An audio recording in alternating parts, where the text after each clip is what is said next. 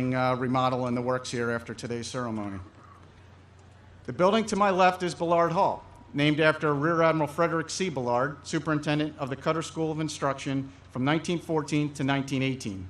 Credited as the founder of the modern Coast Guard Academy, Bullard moved the academy from Fort Trumbull to its current location in 1932 and expanded the curriculum to 4 years.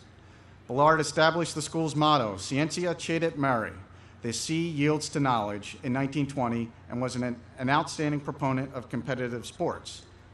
So it is very fitting that recently Bullard Hall became the home of the Otto Graham Hall of Athletic Excellence, which displays the Athletic Hall of Fame plaques as well as other great history on Coast Guard athletics.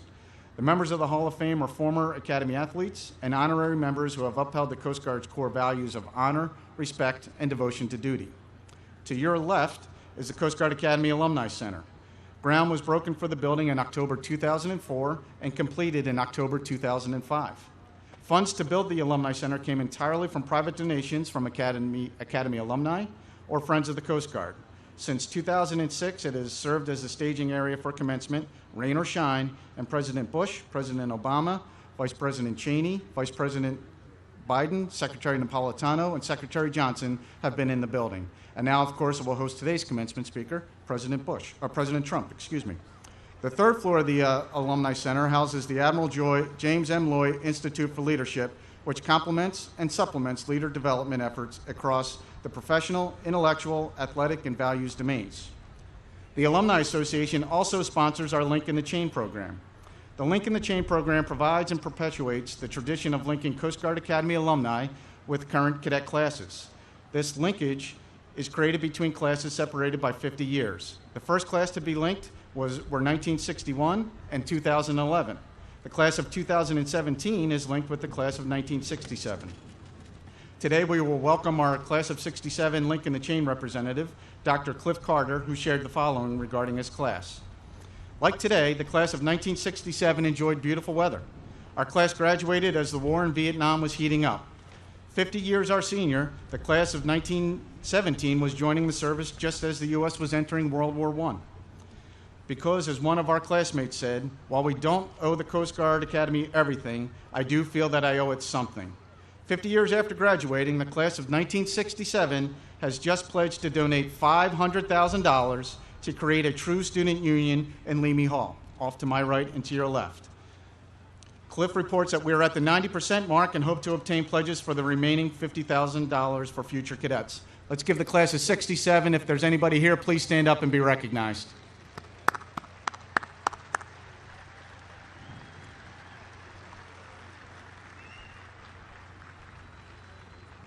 Just another quick note from a Link in the Chain member, Rear Admiral Larrabee. I will not be at graduation, but I know Cliff will be there. This year has all the makings of a memorable day, and as I think back over the last 50 years, I guess I have two thoughts. The first is I can't believe that 50 years has passed. And second, if I had it to do all over again, I certainly would. Enjoy the day, and I wish the class of 17 all the best. I wonder what message the class of 2017 will have to the class of 2067. All right, we've been in the seats for a little bit of time now, about 40 minutes since I've come up onto stage. So we're going to try and get things moving a little bit, see who's been paying attention, see who knows their bear facts. So we're going to do a little bit of trivia here. So I want everybody to hopefully everybody paid attention, because the first question was actually earlier in the speech. Okay, so the first question: who laid the cornerstone of Hamilton Hall on May 15th, 1931?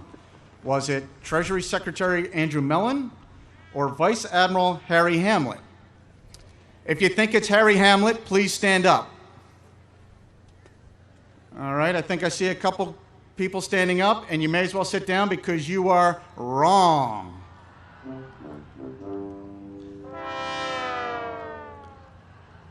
Of course, everybody knows the right answer is Treasury Secretary Andrew Mellon, who laid the cornerstone on May 15, 1931.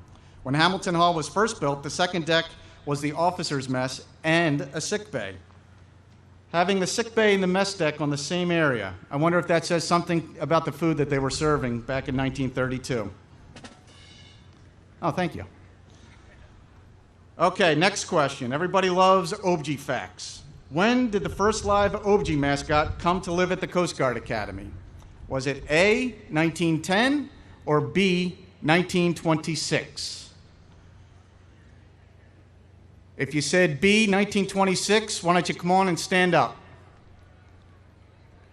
You are correct.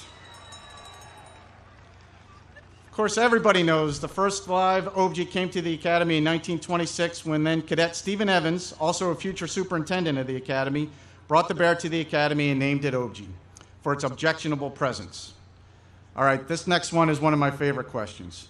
What cadet group has a tradition which involves an overnight trip to Hopley Yeaton's grave? Is it the Square Root Club or the Grave Graves Club? If you said the Grave Graves Club, please stand up. And please sit down. You are wrong. You may actually be a member of the Square Root Club because, as everybody knows, members of the Square Root Club are those students whose GPA is low enough that when the square root is taken, the number actually goes up. Yeah, not a very good place to be. They take, so the Square Root Club takes an overnight vigil to Hopley Yeaton's grave and sleep on it, so goes the traditions, in hopes that the knowledge that they need to improve their GPA will be bestowed upon them. All right, last trivia question. You have a chance to redeem yourself. Which class was the last to complete a 3-year course of study? Was it the class of 1933 or the class of 1947? If you said the class of 1933, please stand up. Remain standing. Everybody else should be standing up. If you said 1947, please stand up. Please stand up. Not everybody's participating. You're both correct. Sorry, I threw a little bit of a trick question at you. So what happened was the class of 1933 was the last class to complete a 3-year curriculum. The new 4-year curriculum envisioned by Rear Admiral Bullard came immediately after the class of 1933. But was also, some people may know this, the class of 1947 was the last class to complete a 3-year course of study at the Coast Guard Academy when, during World War II, all of the graduating classes were condensed into 3 years. So 1947 and 1933 were the last 2 classes to graduate. Okay, ladies and gentlemen, we now have a few more minutes for the Coast Guard Band, so Lieutenant Commander Williamson, take it away.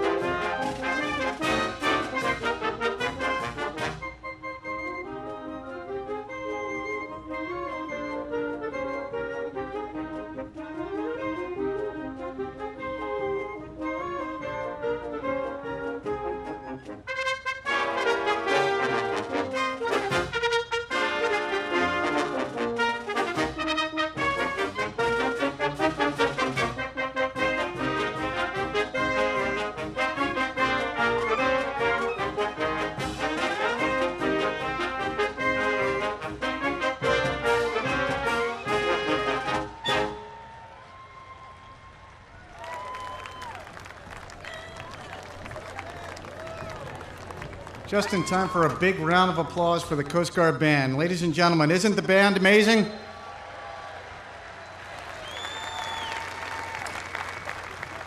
Well, I'm sure it's not a secret to anybody that the show's about to begin. Long line of cars just pulled into the Alumni Center, so I think we all know what that means. So as I wrap up here over the next 10 minutes, I just want to go over a few more things about today's ceremony. Admiral Zukunft, Commandant of the Coast Guard, will administer the oath of office to the graduating cadets. This moment signifies their commissioning in the United States Coast Guard. All officers of the 7 uniformed services of the United States swear an oath of office upon commissioning. The oath of office is a constitutional requirement, but it is also sacred. Former Chief of Naval Operations Arleigh Burke once said, "When you take your oath, you assume an obligation. The oath is elegantly simple. When you swear to support and defend the Constitution of the United States against all enemies, foreign and domestic, you will assume the most formidable obligation of your life. Thousands upon thousands of men and women have died to preserve for you the opportunity to take such an oath. What you are actually doing is pledging your means, your talent, indeed your very life to your country. This is an obligation that falls to relatively few men and women. It should be considered a sacred trust.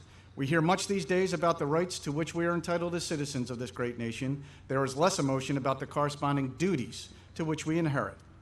Despite the passage of over 2 centuries and 220 plus years, the language of the oath remains virtually unaltered. It's timeless. The commission is the sacred scroll that sets forth that the President, on behalf of the American people, reposes special trust and confidence in the ensign's patriotism, valor, fidelity, and abilities. The commission confers rank and authority. It orders all those of lesser grades to obey. By this commission, and the historic words, "Know ye that reposing special trust and confidence in you," the President is certifying that these ensigns are different than their fellow citizens. And precisely because of this difference, they are granted special authority and privileges. In return, their devotion to duty and to our nation must be absolute. With this commission, the American people are entrusting their leadership, safety, and freedom to these officers, and it is an awesome responsibility to bear. As an officer, it will be they who are entrusted with leading and protecting our sons and daughters when they are called into harm's way. There is perhaps no greater responsibility. In many ways, giving a commission with such unmitigated responsibility to a brand new ensign is a leap of faith.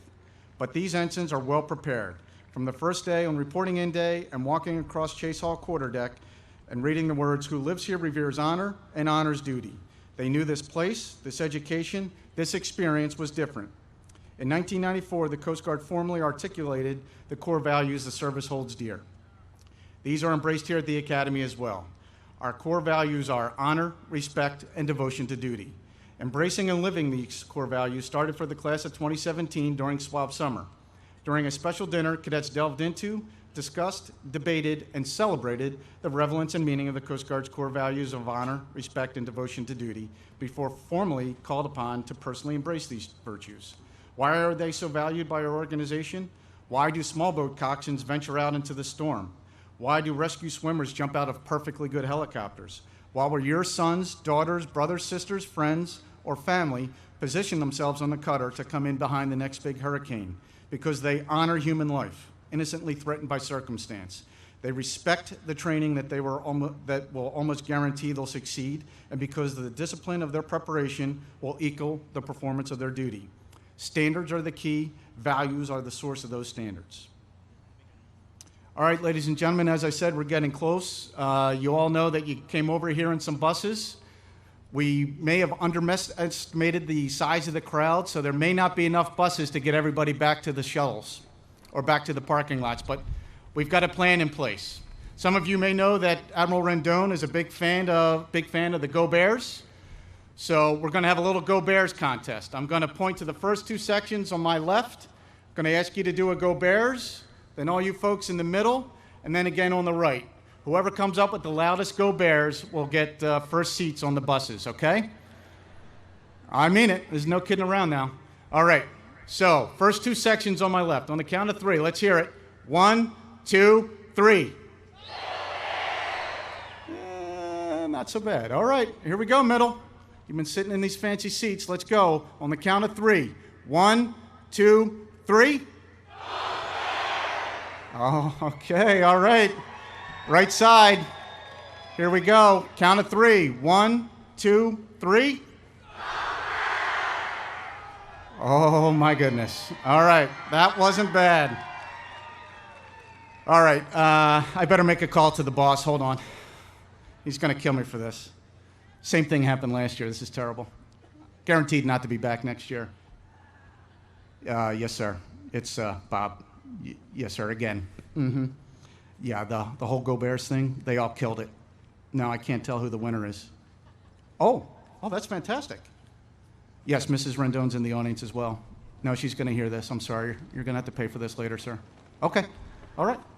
Okay, hot off the presses, I got good news, and I'm sorry, Mrs. Rendon, but Admiral Rendon said he's going to pay for everybody and buy more buses to make sure everybody gets back on one condition only.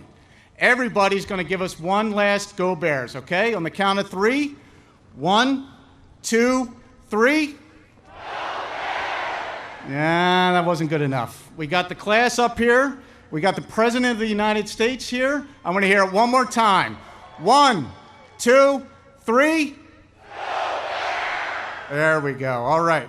So making that call to the Admiral reminds me, at this time, I have to make the public service announcement. I ask you to turn off all your cell phones or place them into silent mode. The graduation process will begin in just a few minutes and will originate from the south end of the football field. The procession will be led by graduates, followed by the faculty and staff, and then the platform party. The faculty, staff, and platform party will be led into the ceremony by our mace bearer, Dr. Janet McLeavy. Dr. McLeavy is the member of the faculty with the longest service at the Coast Guard Academy. The origination of the academic mace dates back to medieval times, when a mace was first used as a weapon. Medieval European bishops were forbidden to use a sword, but were allowed to enter battle with a mace.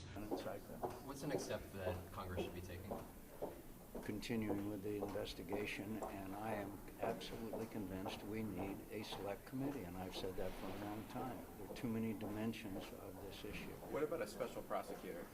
The problem with special prosecutor is that we've had mixed results in the past. Also, the legislation has expired, but we've had mixed results in the past.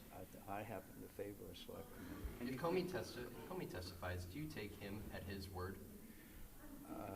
I think it depends on what he says to start with, so I can't prejudge what he has to Based say. on what But was in the memos? it's pretty clear that he left a paper trail, so we'll have to And see. does Comey need to testify? I can't prejudge his testimony.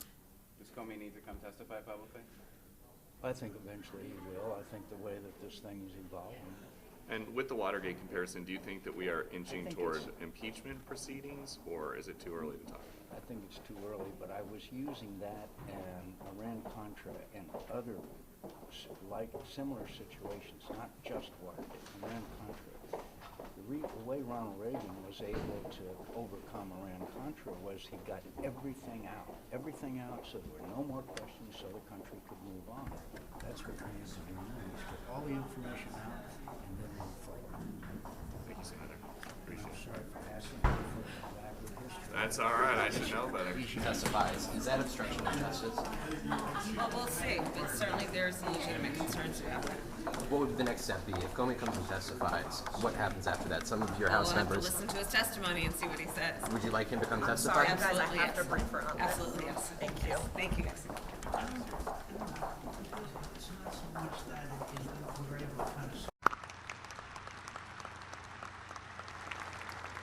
The Honorable Diana Zingetti, Consul General of Georgia.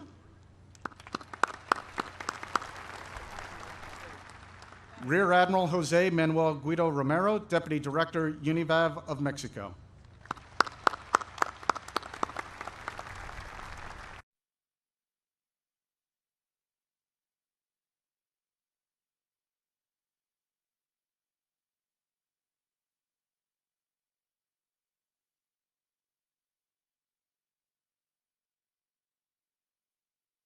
College, Mary Ellen Jukowski, for joining us. Once the platform party is in place, the official party will arrive, and then the show really starts, and I'm off the stage. The official party consists of Rear Admiral Rendon, the Academy Superintendent, Admiral Zukunft, the Commandant of the Coast Guard, Secretary Kelly, Secretary of the Department of Homeland Security, and the President of the United States, President Trump.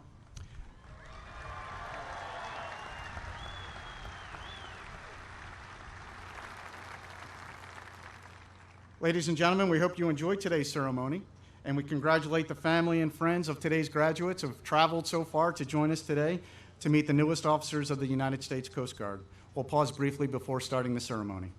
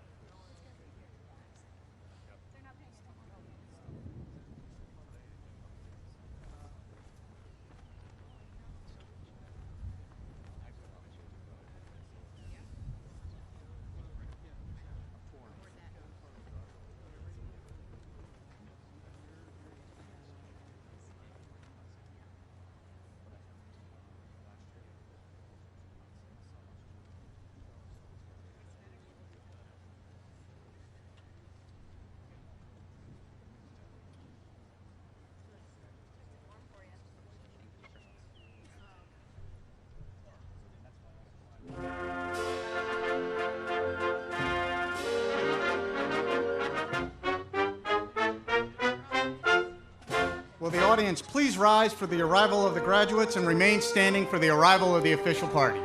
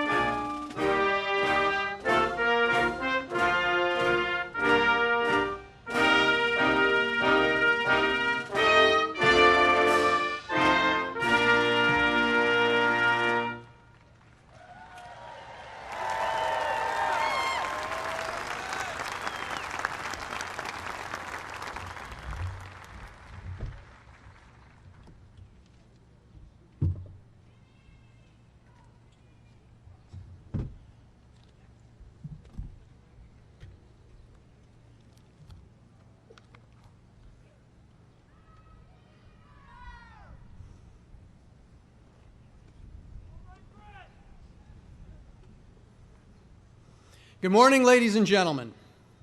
Welcome to the 136th Commencement Exercises of the United States Coast Guard Academy. I'm Captain Ronald Lebrecht, the Assistant Superintendent of the Academy. Please rise for the arrival of the official party and the rendering of honors. The rendering of honors includes a 21-gun salute. Please expect loud cannon fire. Coast Guard Academy, arriving.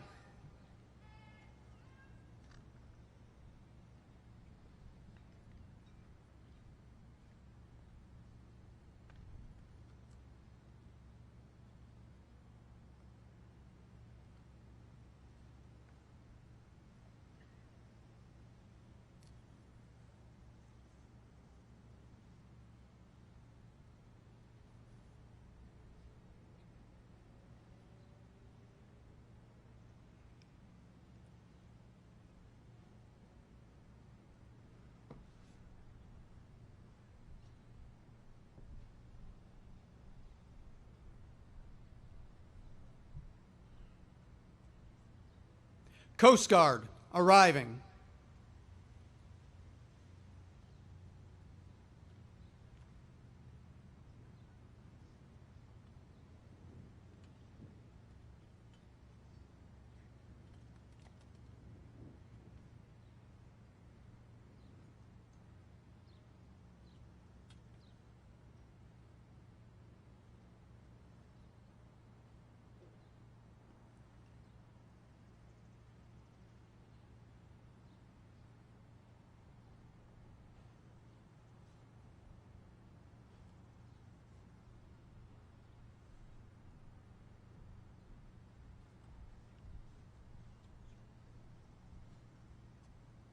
Homeland Security, arriving.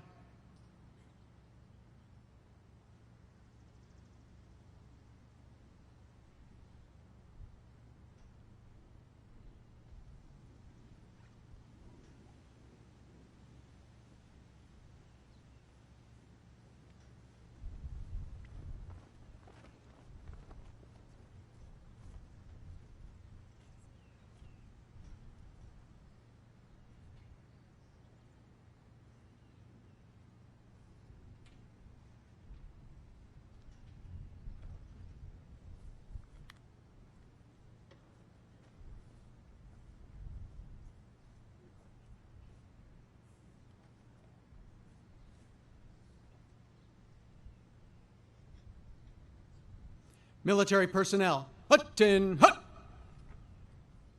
Hand, salute.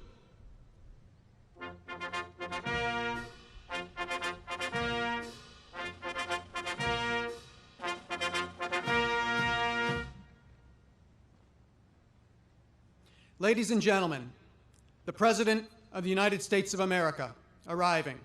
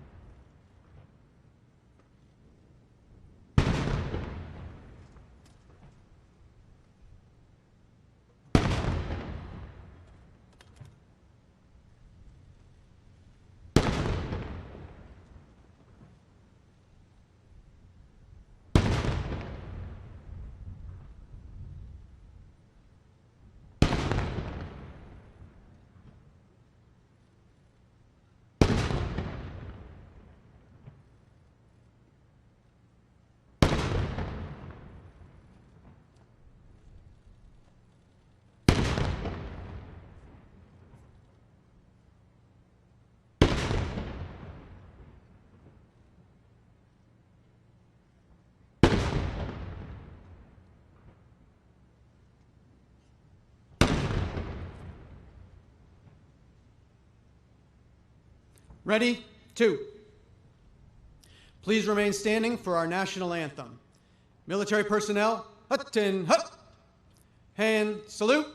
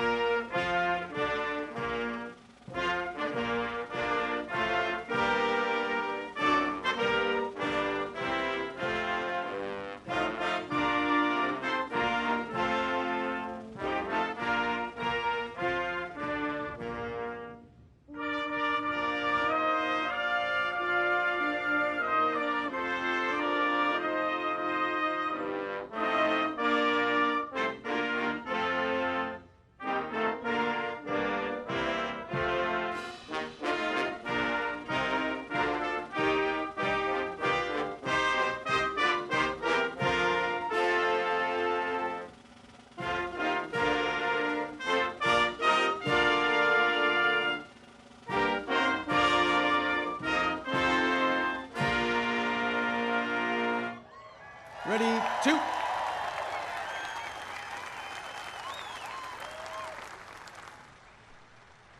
Please remain standing. At this time, I invite Professor Janet McLeavy to the front of the stage. As mace bearer, Professor McLeavy is the member of the faculty with the longest service at the Coast Guard Academy.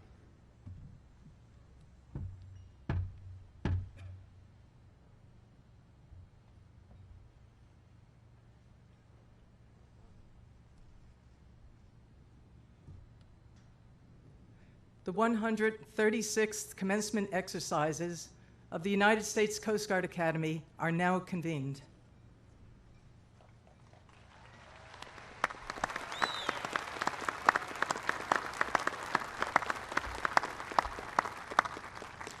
Captain Michael J. Parisi, Command Chaplain, United States Coast Guard Academy, will now deliver the invocation.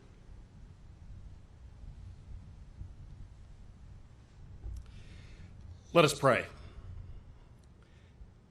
Heavenly Father, help us to be mindful of your presence and of your love for your people as we gather to see the class of 2017 graduated from this academy and commissioned in the United States Coast Guard.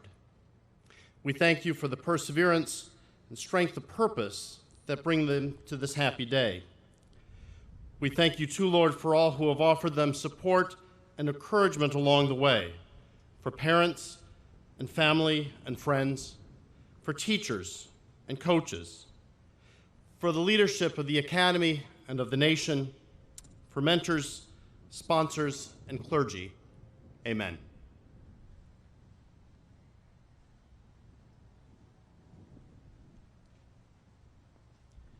Thank you, Chaplain. Ladies and gentlemen, please be seated. Platform party and presenters of commissions, please join the class of 2017 in uncover. All other military personnel, please remain covered throughout the ceremony. I now have the pleasure of introducing the 41st Superintendent of the United States Coast Guard Academy, Rear Admiral James E. Rendon.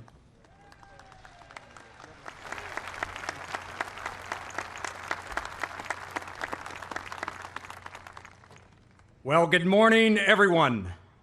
President Trump, Secretary Kelly, Admiral Zukunft, Governor Malloy, public and community leaders, distinguished alumni, military veterans, faculty, staff, Corps of Cadets, family and friends, and of special note, soon-to-be ensigns from the great class of 2017, how special it is this morning to be together for this extraordinary occasion. What glorious weather here in Coast Guard City, New London. What a terrific Coast Guard Academy Bears Day. I can feel the energy and enthusiasm. And to get things started, how about a loud and proud Go Bears on the count of 3? 1, 2, 3. Go Bears! Oh, how I love this place. And what a beautiful, beautiful sight it is to see these graduates right here, ready and eager to join the officers and crews performing the many missions of the Coast Guard. Today is indeed a great day for them, for this academy, and for our Coast Guard. Yes, today is about these folks right here, these 195 cadets, once swabs, now leaders, and we are all so very excited for them. But today is not just about them. It's also about parents, families, sponsor families, friends, all of you here who have done so much to encourage and support them during the past 4 years. It is through your guidance and support, your love, that each of them will be receiving their hard-earned diploma and commission. And so on behalf of this class, if I may, the class of 2017, I say thank you, well done, and congratulations.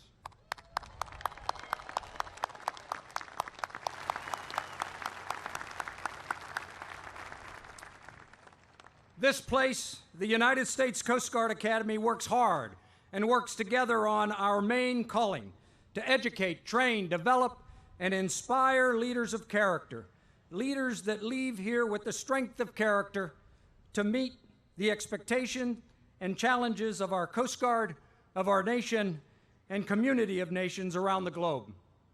Mr. President, I am so very proud to report that the women and men before you today have successfully completed their 200-week program.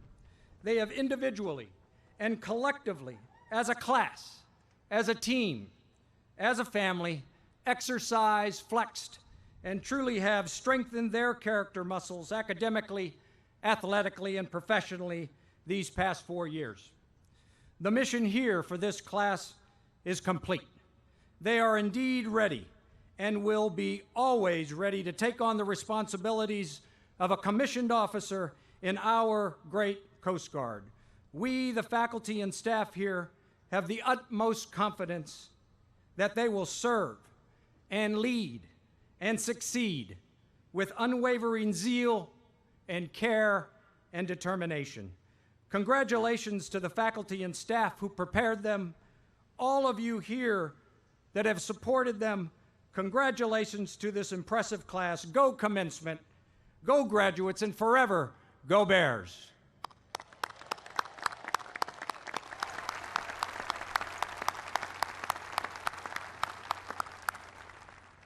And of our 195 young men and women graduating here today with the class of 2017, 6 are international cadets who have proudly represented their nations while greatly enriching our academy and the Corps.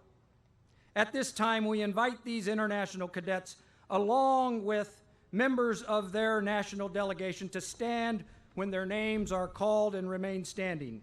These graduates will return to their countries and serve with distinction in their armed forces. From Honduras, Alejandro Puerto Sanabria.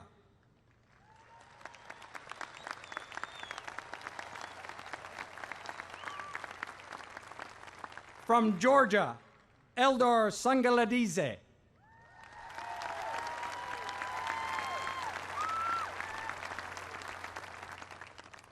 Three cadets from Mexico, Luis Marban Terrazas.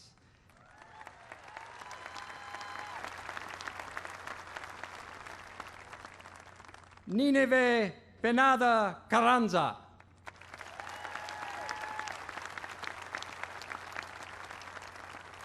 And Ruth Tres Salvatore.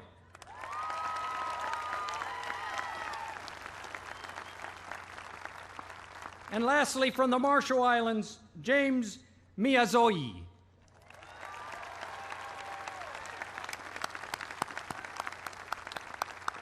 Thank you. Thank you, and may be seated. I now have the privilege of introducing this year's distinguished graduate. The distinguished graduate is the cadet who graduates with the highest military precedence average, which includes the academic, military, and physical components of the entire 200-week program. It is with great pride that I introduce this year's distinguished graduate, First Class Christopher Popeil.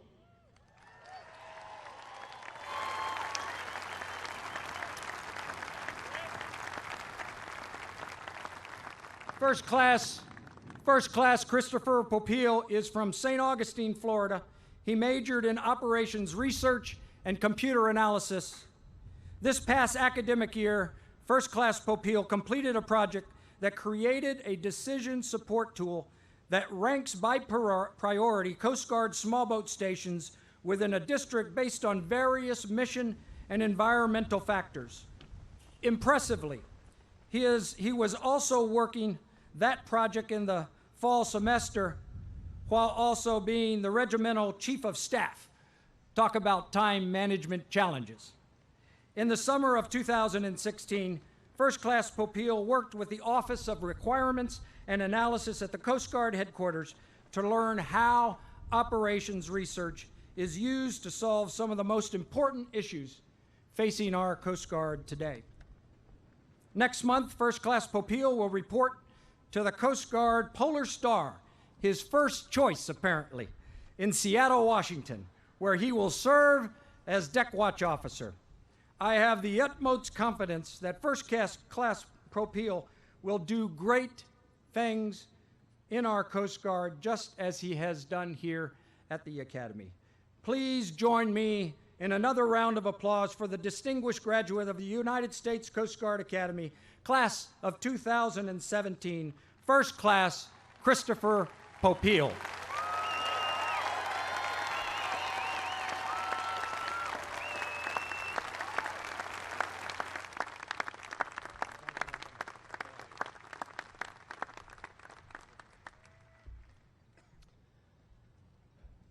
Good morning, President Trump, Secretary Kelly, Admiral Zunkamp, Admiral Rendon, distinguished guests, faculty and staff, family and friends, and the incredible class of 2017.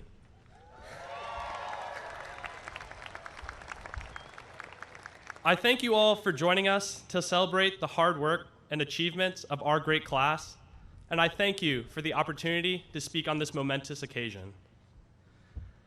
Winston Churchill once said, "Success is not final. Failure is not fatal. It is the courage to continue that counts." All 195 of us had the courage to continue, from swab summer to graduation, from sea trials through grad week. In late April, half of our class displayed fierce courage when we did the traditional first-class takeover of downtown New London, wearing navy blue bathrobes.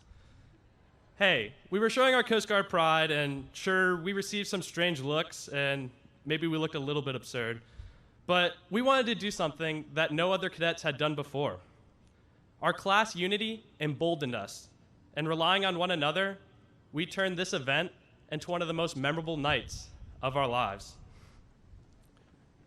During fourth class year, we coined our motto, "The storm yields courage," which is emblazoned on our class crest and inscribed on our class rings. And 4 years later, I cannot think of a more suitable motto for our class of 2017.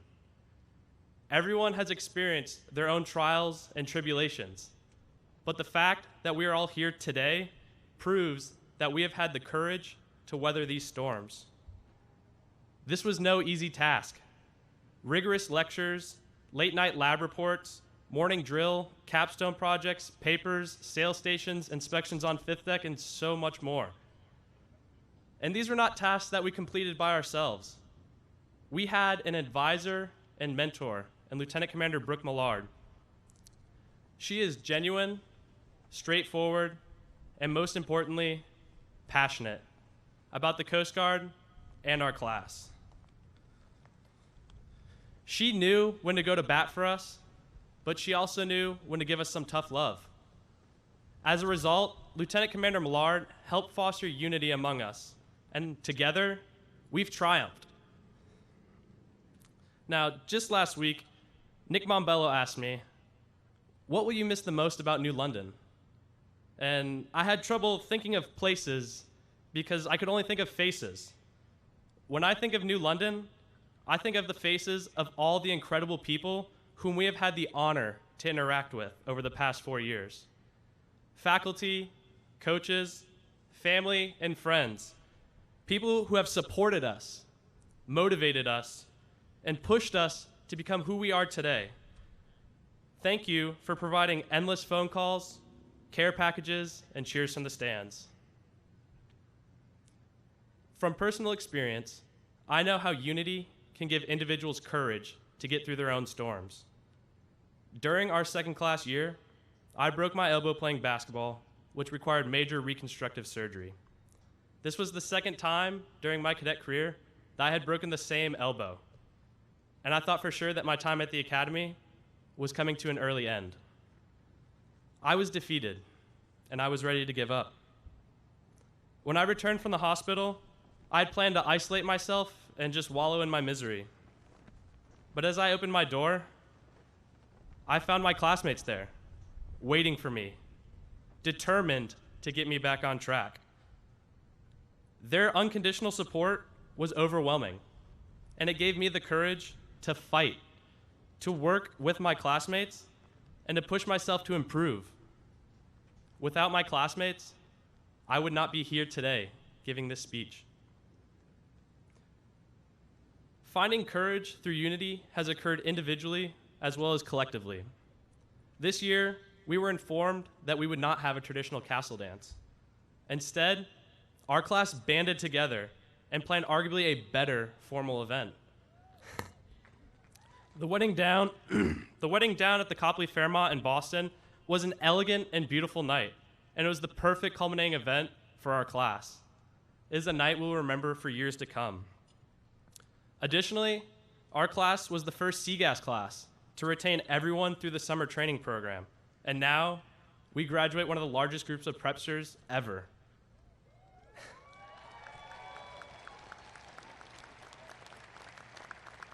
Even in the face of adversity, our class has demonstrated that we have the strength to overcome obstacles. Our courage has also manifested in creative ways by many of our classmates.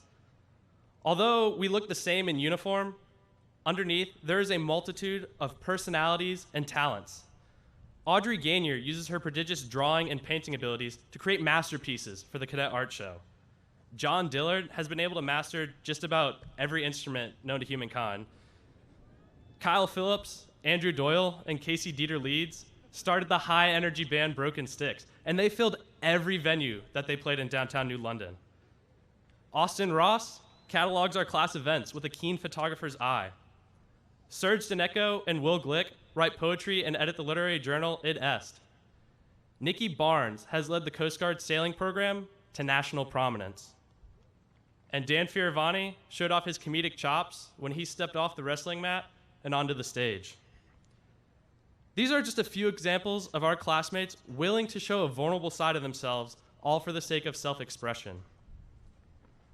And then, against the storm of uncertainty, the class of 2017 has demonstrated the courage to be pioneers.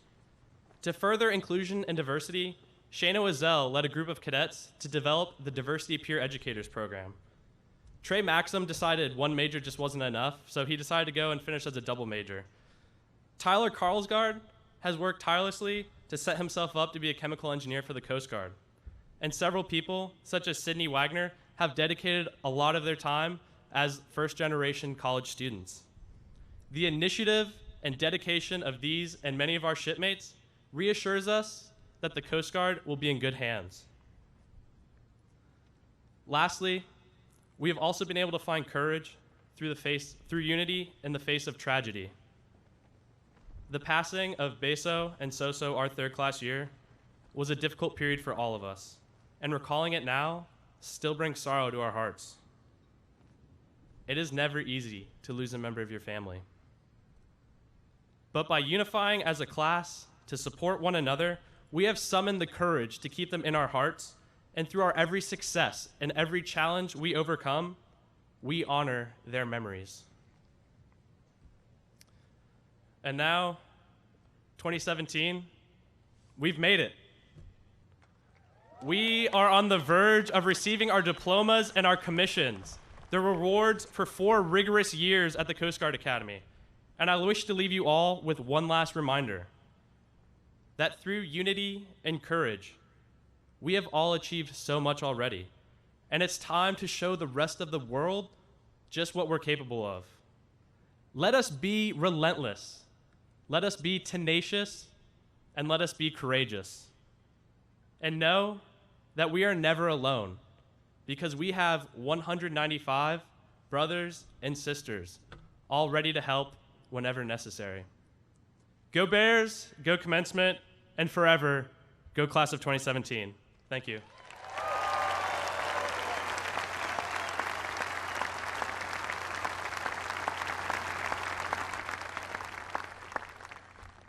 It is now my privilege to introduce the Commandant of the Coast Guard, Admiral Paul F. Zumkunft.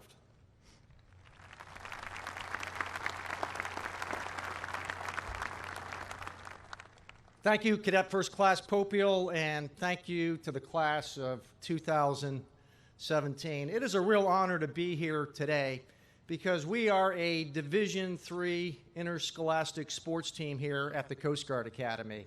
Yet we have outmuscled the Air Force Academy, West Point, and Annapolis because we have landed our Commander-in-Chief to preside at this day's commencement.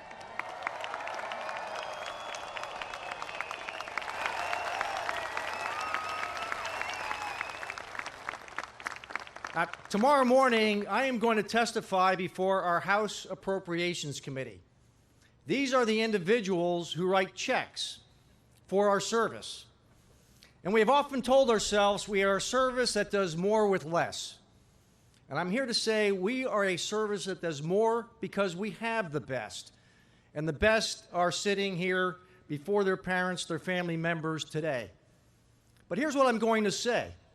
As you may know, we're already building out a fleet of national security cutters.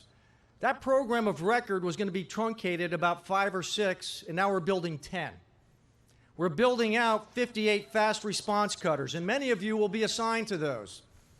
We're building out a fleet of offshore patrol cutters, and we awarded a contract for the first 9. And we just freed up money under this administration to finally invest in heavy icebreakers. We're going to build 6, but we're on the fast track to build the first one.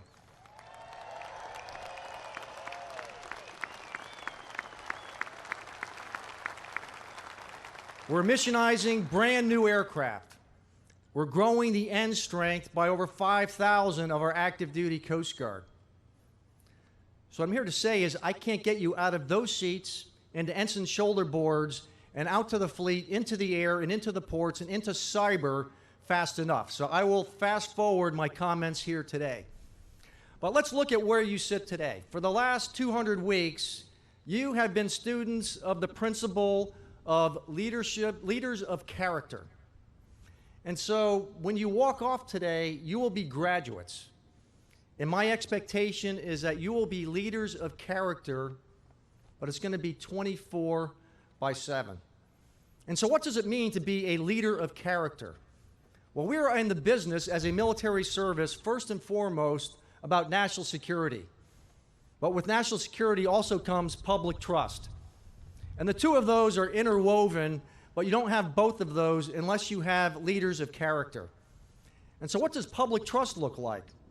Well, today, the United States Coast Guard operates in the waters of over 60 nations throughout the world, using up to deadly force to enforce fishery regulations, to go after drug smugglers. In fact, today, we have over 27 metric tons of cocaine in the holds of Coast Guard cutters today that we've seized in the last 3 weeks alone. We have leveled the playing field because we have leaders of character carrying out those missions.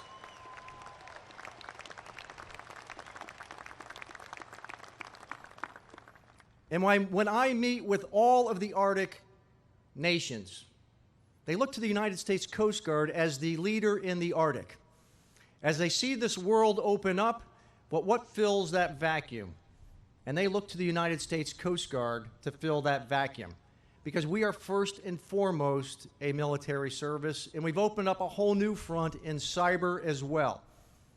So yes, leaders of character you are, and leaders of character that you will be, as we find our Coast Guard deployed across 7 continents around the world at any given time. So we are not the Coast Guard that I joined back in 1973 when I first entered Chase Hall. And so when I think back 40 years ago, I first think of your motto of storms yield courage. And so 40 years ago, as I sat in those seats, back in 1977, there was only one storm on the horizon, and that was a Cold War. Now, it was a war with very high stakes, but it was a non-shooting war nonetheless, and it was a very predictable world that I entered into. You are going to be military leaders in a world that has storms on many fronts. A world that is bereft with anything but tranquility, and it is going to require leaders of character to lead this great nation as you confront storms beyond what you could have imagined during your 200 weeks here at the United States Coast Guard Academy. And the biggest responsibility that I'm going to entrust upon you upon receiving your commissions is I am going to entrust the men and women who you are going to lead. I am going to entrust their lives into your leadership, into your judgment. And quite frankly, there is no higher calling to be given that daunting responsibility, because you do that, and day in and day out, you will earn the admiration and trust befitting of a leader. A leader is not what you wear on your shoulders. A leader is what you hold in your heart. And I have followed this class now for nearly 4 years during my tenure as Commandant, and I know that we are going to do more with the best because we have the class of 2017 ready to join our fleet. So thank you, one and all.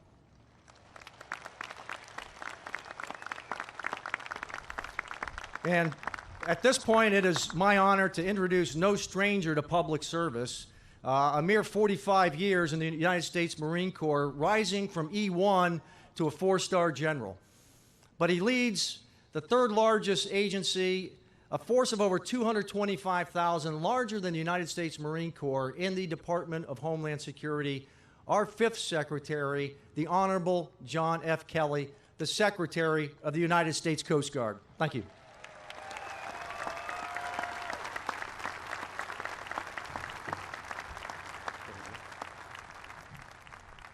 Well, thanks, Commandant. Thanks so very much, and I will be very, very brief.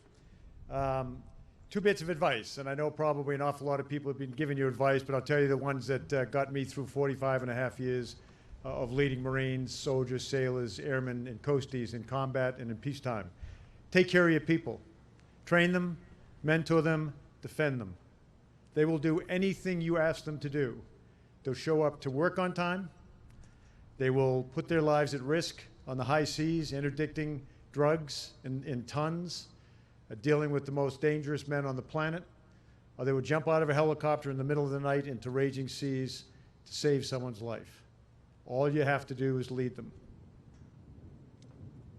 The second thing I wanted to share with you is, as a bit of advice, tell the truth. Tell the truth to your seniors, even though it's uncomfortable, even though they may not want to hear it. They deserve that. Tell the truth. And finally, a quick story about what you are about to do, because it's all going to get fairly serious here in a minute as you go from cadets to commissioned officers. About 42 million Americans in our history have taken the oath that you are about to take, more or less. 42 million Americans, about 1 million of them have died in the defense of their country. And as the story goes, we have a very, very unique oath, the most unique oath on the planet. If we were in London right now and you were graduating from whatever school, you would be taking an oath to the sovereign, to the Queen. If we were in France, you'd be taking an oath to the French people. If we were in Beijing, you'd be taking an oath to the Communist Party. And there's various others. But we are the only country, you are the only people that will take an oath to a concept embodied in a piece of paper called the U.S. Constitution. So understand that we are first and foremost a nation of laws. And if we use that as our guiding document, we will never, ever go wrong. So where did the oath come from? As the story goes, and it's generally accurate as I understand it, is they were about to inaugurate our very first president. We'd never done that before, George Washington, in our first capital, New York City. They were just about to go out and do it, and someone said, don't we need an oath? Because up to that point, they'd been Englishmen and Englishwomen, and they'd always taken their oath to the sovereign.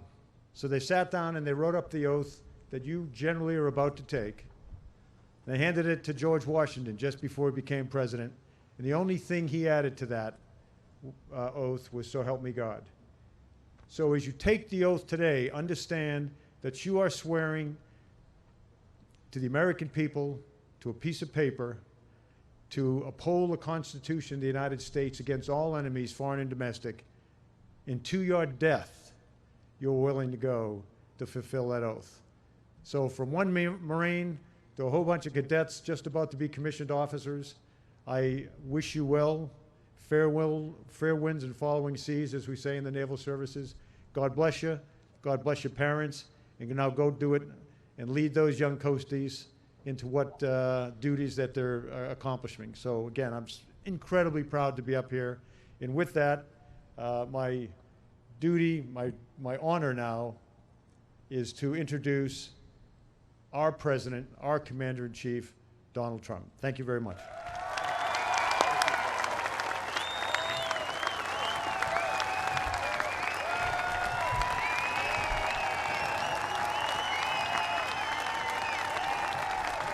Thank you very much. Thank you, John. Thank you. Thank you and congratulations to the class of 2017. Great job. And General Kelly, I want to thank you for your leadership as the Coast Guard's Service Secretary. You've really been something very, very special to us as a country and to me and our administration. You've done, throughout your entire life, an incredible job defending your country. Thank you very much, John. Thank you. And John and all of his folks are also doing an incredible job protecting our homeland and our border. And I'm thrilled that my first address to the Service Academy is the graduation ceremony of the United States Coast Guard. Believe me, it's a great honor.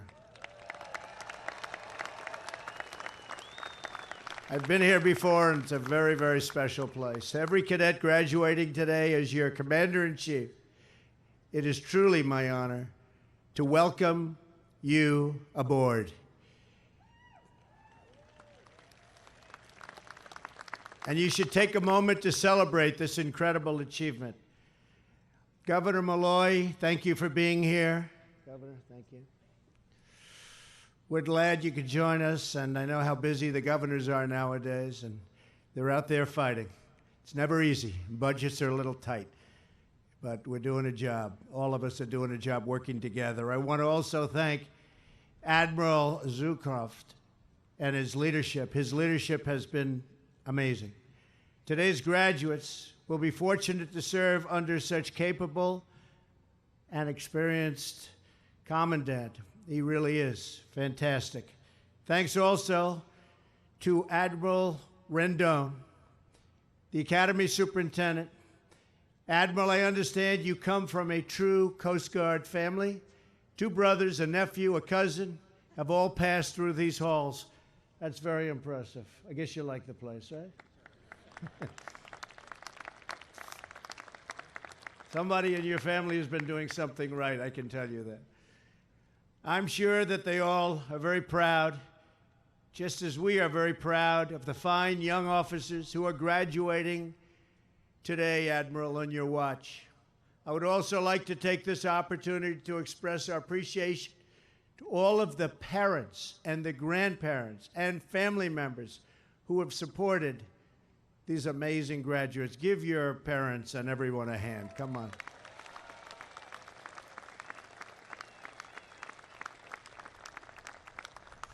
because America has families like yours, and we'll keep all of those families safe and very, very secure. You're keeping your family safe now. If you are not already, you're about to become military families. So starting today, I hope you feel the full gratitude of our nation. These fine young cadets are about to take their rightful place on the front line of defense for the United States of America. Cadets, you deserve not only the congratulations, but the gratitude of each and every American, and we all salute you. A proud nation.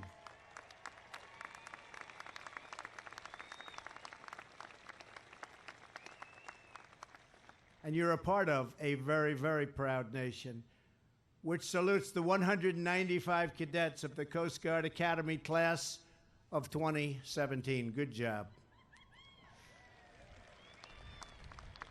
And I understand from the admirals that this has been a very special class. You've been trained here to handle the toughest of situations, the hardest of moments, really, that you can experience, and the hardest in people's lives, and to help the weak in their hour of need. But even for the Coast Guard, this class has been exceptionally dedicated to public service. You served breakfast at the local food bank every single weekday. You rebuilt a home with Habitat for Humanity. Last year, you led cadets in donating a total of 24,000 hours, a lot of time, to community service. You've done amazing work, and in the true Coast Guard fashion, you had fewer people and fewer resources, but you accomplished the objectives, and you did it with skill and with pride, and I'd like to say under budget and ahead of schedule. We're doing a lot of that now in the United States government. We're doing a lot of that. I won't talk about how much I saved you on the F-35 fighter jet. I won't even talk about it. Or how much we're about to save you on the Gerald Ford, the aircraft carrier. That had a little bit of an overrun problem before I got here, you know that. Still gonna have an overrun problem. We came in when it was finished, but we're gonna save some good money. And when we build the new aircraft carriers, they're gonna be built under budget and ahead of schedule. Just remember that. That'll allow us to build more. Now, of course, there are always a few slip-ups from time to time. You know that. For example, I understand that once or twice, first-class cadet Bruce Kim, where's Bruce? Where's Bruce? Bruce, how do you do this to yourself, Bruce? As regimental parking officer, might have accidentally caused a few tickets to be issued or a few of your cars to be booted. Bruce, what's going on with you?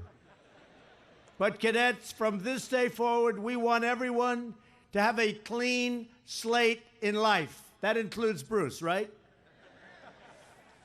And so, for any oversights or small violations that might have occurred this year, as tradition demands, I hereby absolve every cadet serving restrictions for minor offensive. Now, Bruce, stand up once again, Bruce. They saved you, Bruce, because they all wanted me to do that, okay? Thank you, Bruce. Congratulations, Bruce. Now everyone's the same. Good job. By the way, Bruce, don't worry about it. That's a tradition. I was forced to do that. You know that. Don't worry. This is truly an amazing group of cadets that are here today for commission. You could have gone to school anywhere you wanted, and with very, very few responsibilities by comparison. Instead, you chose the path of service. You chose hard work, high standards, and a very noble mission to save lives, defend the homeland, and protect America's interest around the world. You chose the Coast Guard. Good choice. Good choice. You've learned skills they don't teach at other schools right here on the grounds of this academy and also on your larger campus, the Open Sea. That is a large, large campus, isn't it? A beautiful campus. But the greatest lesson you've learned at this proud institution is the knowledge you've learned about yourself. It's the knowledge that each and every one of you is something very special. You are leaders. For the first stormy days of your swab summer to your final weeks as a first-class cadet, you have been expected to take responsibility, to make decisions, and to act. And I, like all leaders, that's exactly what you have to do. You have to act, and you have to act properly, and you have to learn how to act under great, great pressure. You're all going to be under great pressure. You have to learn how to respond and to act under great pressure. Just days from now, you will put this vital skill into the service of your ships, your sectors, and your country. You'll serve as deck watch officers on our amazing Coast Guard cutters. You'll bring law and order to the dangerous waters as boating officers. You will block illegal shipments of cash, weapons, and drugs.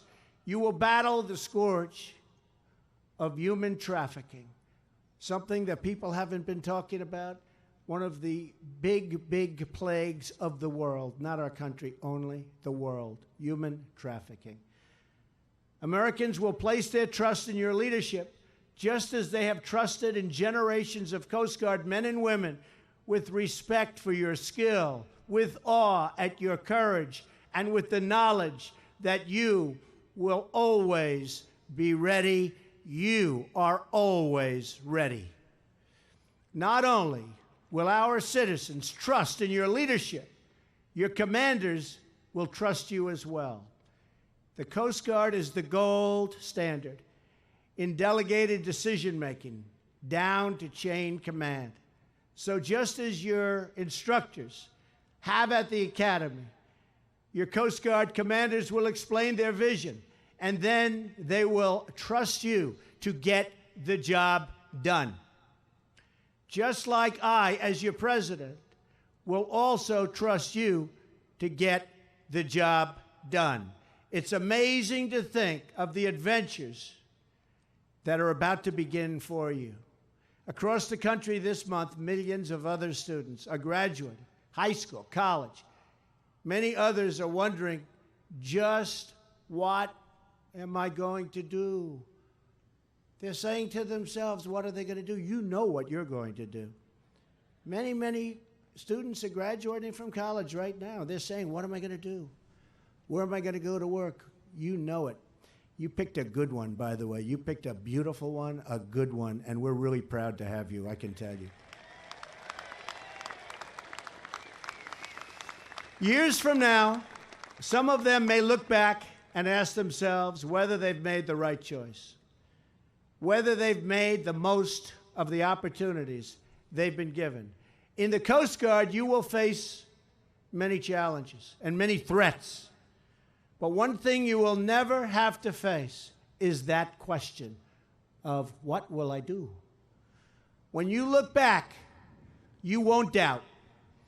You know exactly how you spent your time saving lives. I look at your admirals. I look at General Kelly.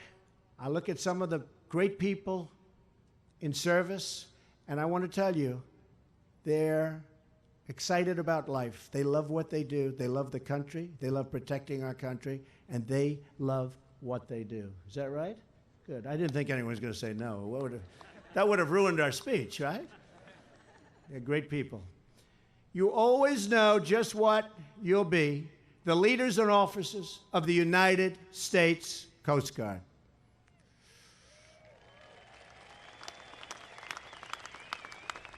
And when they see your uniform, everyone in the world will know exactly what that means. What standard? And really, if you think of it, when you talk about the great sailors and the great sailors of the world, we have them.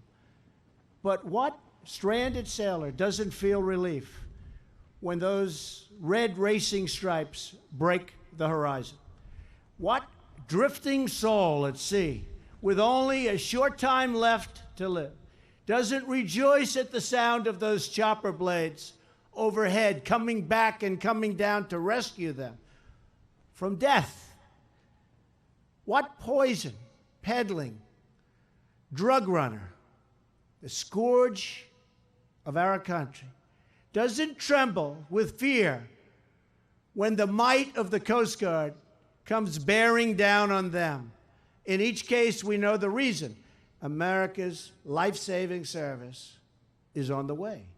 The Coast Guard is truly vital to the United States Armed Forces and truly vital to our great country.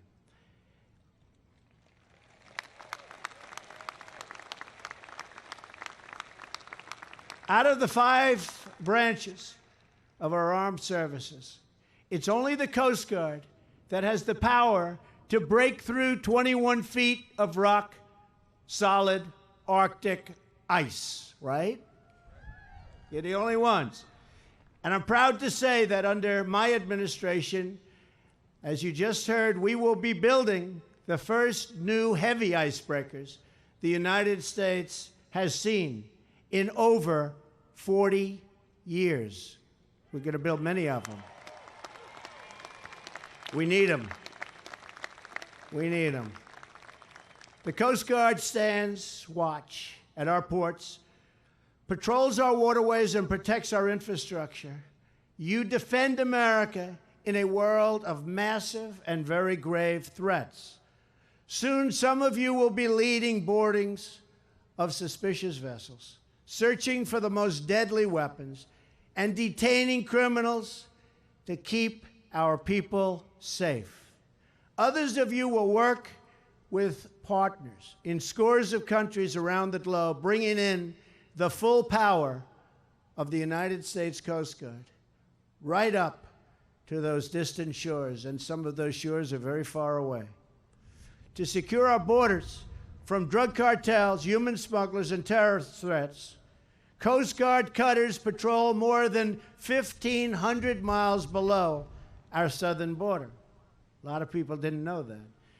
When enormous pride hits your heart, you realize that it's with this great skill and tremendous speed our Coast Guard men and women interdict dangerous criminals and billions of dollars worth of illegal narcotics every single year.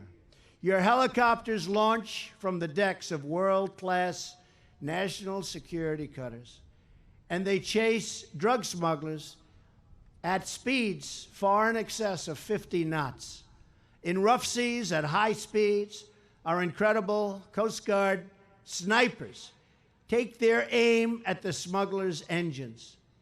And time after time, they take out the motors on the first shot. They don't like wasting the bullets, right?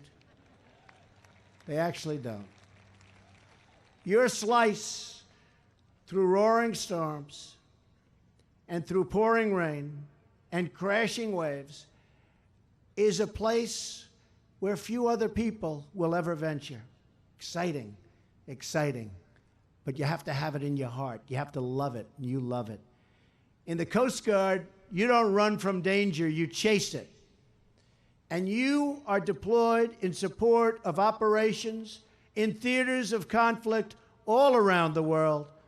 But not only do you defend American security, you also protect American prosperity. It's a mission that goes back to the earliest days of the revenue cutter service. You've read about that and studied that. Today, the Coast Guard helps keep our waters open for Americans to do business. It keeps our rivers flowing with commerce, and it keeps our ports churning with American exports. You help billions and billions of dollars in goods to navigate our country every day. You are the only federal presence on our inland waterways. You police the arteries we need to rebuild this country and to bring prosperity back to our heartland, and we are becoming very, very prosperous again. You can see that. Think of the glorious mission that awaits. You will secure our harbors, our waterways, and our borders. You will partner with our allies to advance our security interests at home and abroad. And you will pursue the terrorists, you will stop the drug smugglers, and you will seek to keep out all who would do harm to our country, all who can never, ever love our country. Together, we have the same mission, and your devotion and dedication makes me truly proud to be your Commander-in-Chief.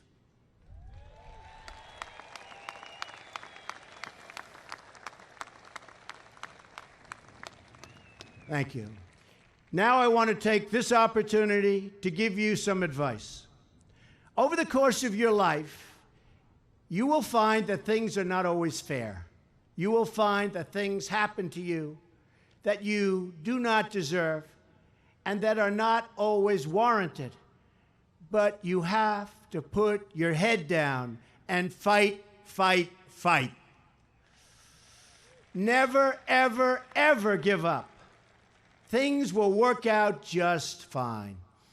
Look at the way I've been treated lately, especially by the media. No politician in history, and I say this with great surety, has been treated worse or more unfairly. You can't let them get you down. You can't let the critics and the naysayers get in the way of your dreams.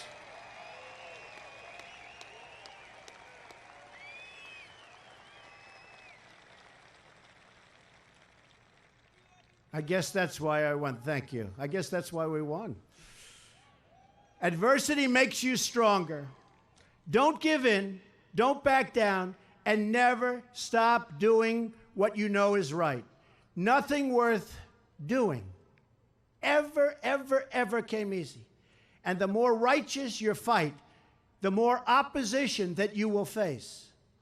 I've accomplished a tremendous amount in a very short time as president. Jobs are pouring back into our country. A brand new Supreme Court justice who's going to be fantastic for 45 years. A historic investment in our military.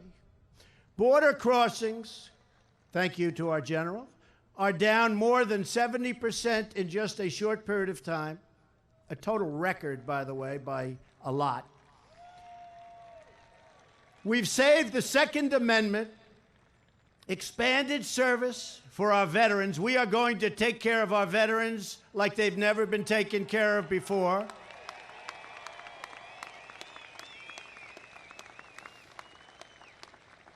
I've loosened up the strangling environmental chains wrapped around our country and our economy. Chains so tight that you couldn't do anything, that jobs were going down, we were losing business. We're loosening it up. We've begun plans and preparations for the border wall, which is going along very, very well. We're working on major tax cuts. For all, we are going to give you the largest tax cut in the history of our country if we get it the way we want it. And we're going to give you major tax reform. And we're also getting closer and closer day by day to great health care for our citizens. And we are setting the stage right now for many, many more things to come. And the people understand what I'm doing, and that's the most important thing.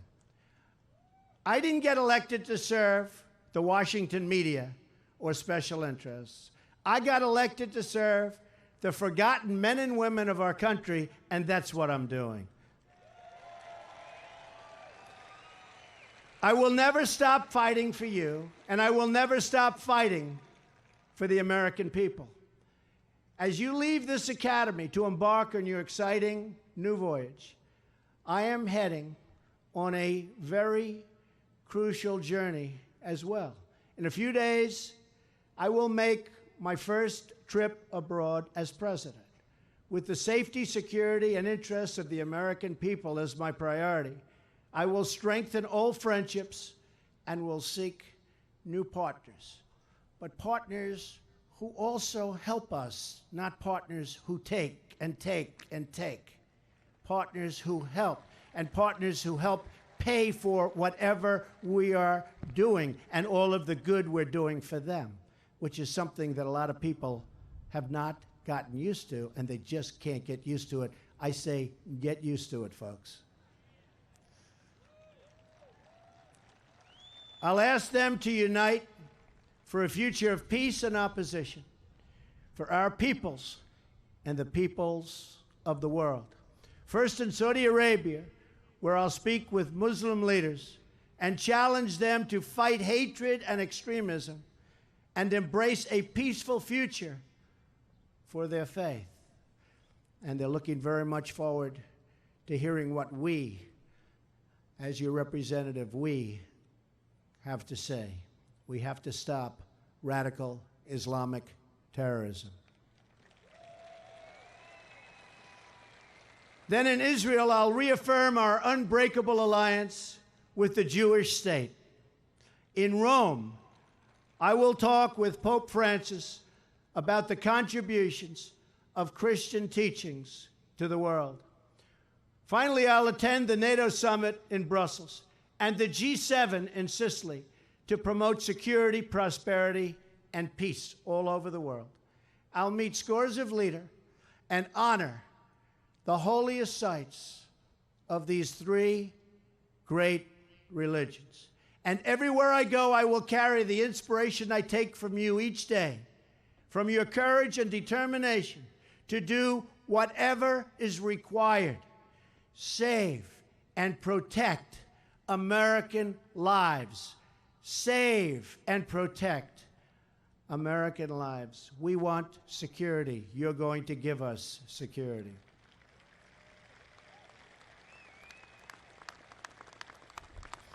In just one example, we see how priceless that gift of life is to the people you touch every day. A few years ago, a Coast Guard helicopter and rescue swimmer took off in the direction of 3 terrified fishermen who clung to their sinking and burning vessel. That day, our Coast Guard heroes did their jobs well.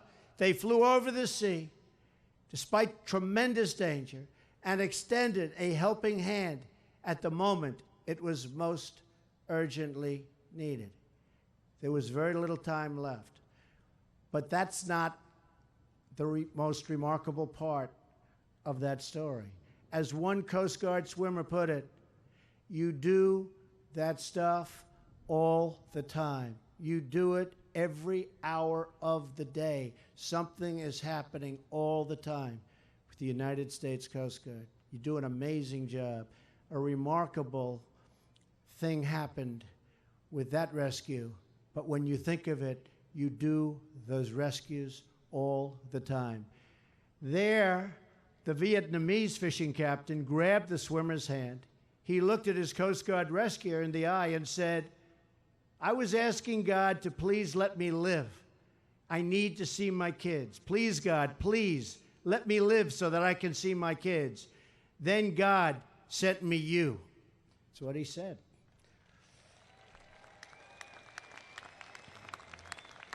To every new officer and to every new Coast Guard member here today, or out protecting life around the world on some of the roughest waters anywhere, you truly are doing God's work. What a grateful heart you must all have, because it is with my very grateful heart and America's cheers for the Coast Guard and America cheers for you often that we wish you good luck. As your Commander-in-Chief, I thank you, I salute you, and I once again congratulate the Coast Guard class of 2017.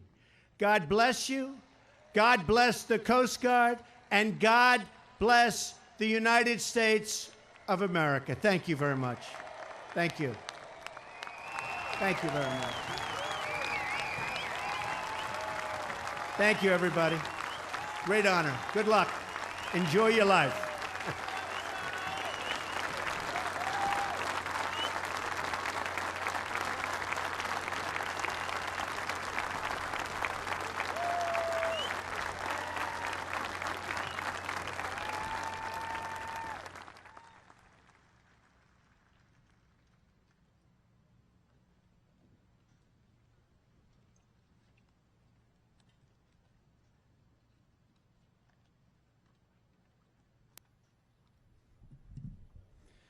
On behalf of the Academy, thank you, Mr. President, for being with us here today and honoring the Academy and the Coast Guard with your presence.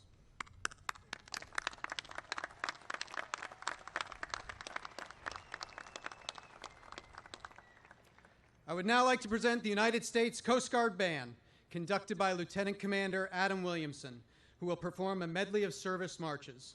All past and present members of the military are invited to stand as the band plays their respective anthem.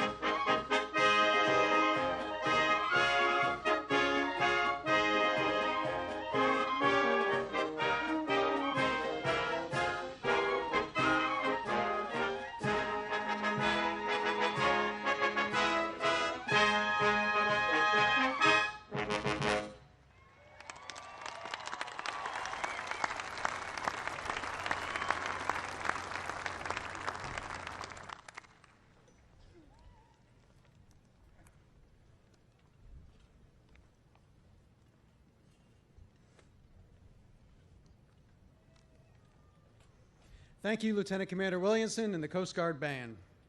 At this time, I'm pleased to introduce Dr. Kurt Colella, Dean of Academics, who will present the candidates for degrees.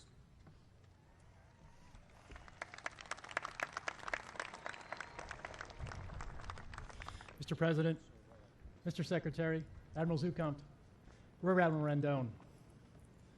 Ladies and gentlemen, good afternoon. Will the candidates for science please rise?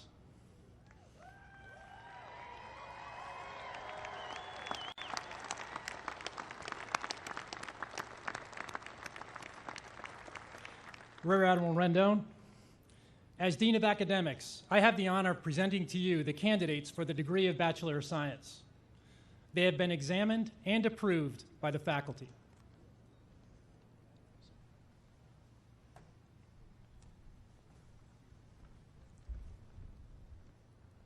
By virtue of the authority vested in me, I now confer upon each of you the degree of Bachelor of Science and admit you to all its rights and privileges. Congratulations, class of 2017.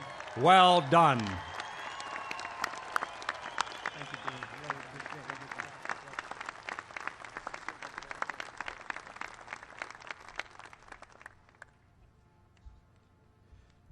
Class of 2017, please be seated.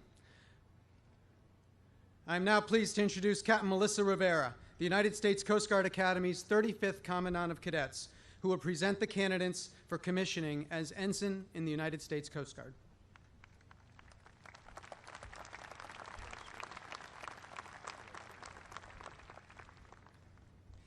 Mr. President, Mr. Secretary, Admiral Zukunft, Rear Admiral Rendon, ladies and gentlemen, members of the class of 2017, good afternoon. Admiral Zukunft, as the Commandant of Cadets, I have the honor of presenting to you the candidates for the commission of Ensign in the United States Coast Guard. They have met all military requirements. At this time, I invite you to administer the oath of office to those being commissioned in the United States Coast Guard. Thank you, Captain Rivera. Those members of the class of 2017 being commissioned in the United States Coast Guard, please rise and raise your right hand and repeat after me. Having been appointed to the grade of Ensign in the United States Coast Guard,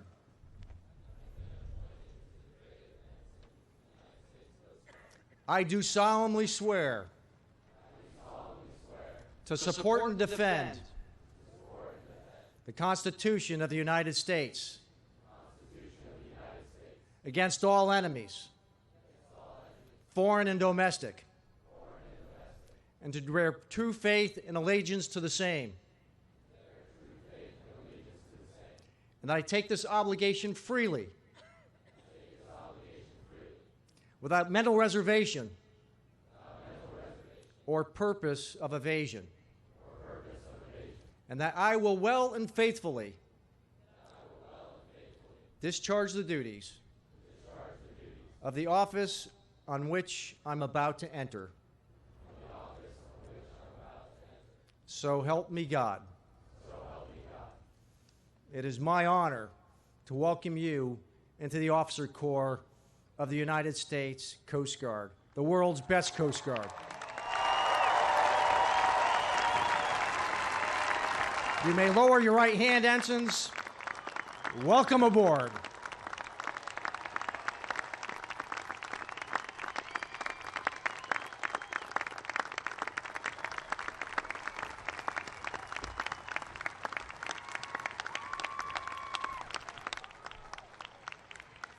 Ensigns, please be seated.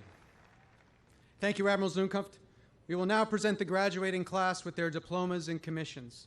As each graduate approaches the platform today, he or she is being presented with a gift by the Coast Guard Academy Alumni Association. Presenting the class of 2017 Challenge Coin will be Andrea Marcial, Captain U.S. Coast Guard retired, and the class of 2017's Lincoln the Chain representative, Dr. G. Clifford Carter, Coast Guard Academy class of 1967. The degrees of Bachelor of Science will be presented by the Superintendent, Rear Admiral James E. Rendon. Commissions as Ensign in the United States Coast Guard will be presented by our Commander-in-Chief, President Donald J. Trump.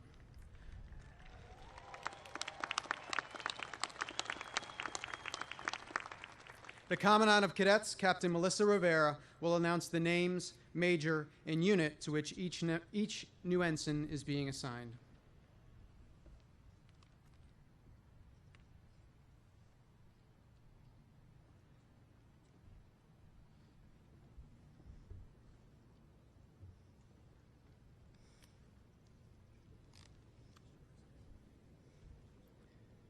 Ladies and gentlemen, it is my deep personal honor to name each graduate, their academic major, and their future assignment. Since its founding in 1876, the United States Coast Guard leaders of character and service to our nation. Out of respect for each graduate, please hold all sounds of acknowledgement and applause until the last graduate has crossed the stage. At that time, we will give them the thunderous round of applause they so richly deserve.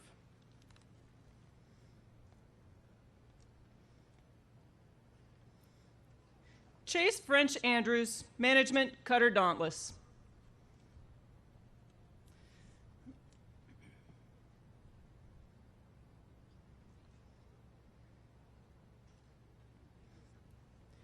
Philip Joseph Azeri, Marine Environmental Science, Cutter Escanaba.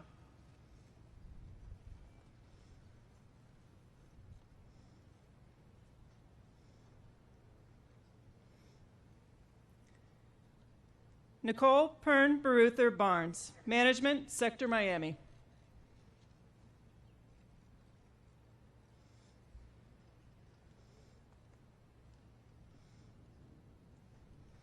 Catherine Ann Beasley, Civil Engineering, Cutter Spencer.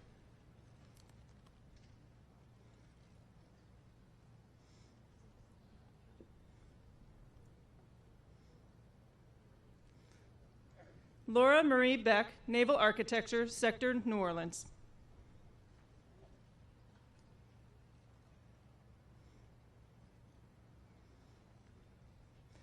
Christopher Julian Bell, Management, Cutter Dependable.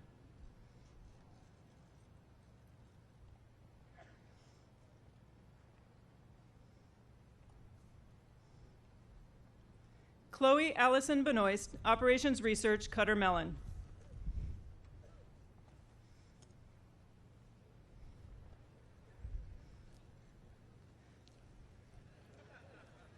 Julian Jaime Blanco, Electrical Engineering, CG Cyber.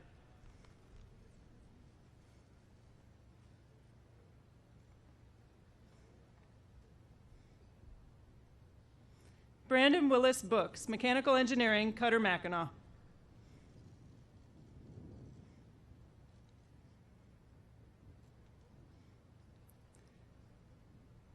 Victor Leo Broski, Marine Environmental Science, Cutter Sequoia.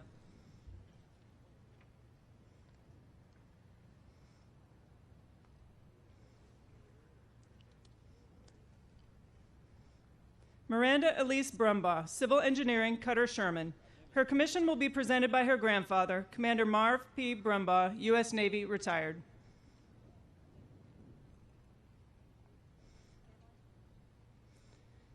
Tasha Marie Bull, Marine Environmental Science, Cutter Polar Star. Her commission will be presented by her father, Lieutenant Commander Charles R. Bull, U.S. Navy, retired.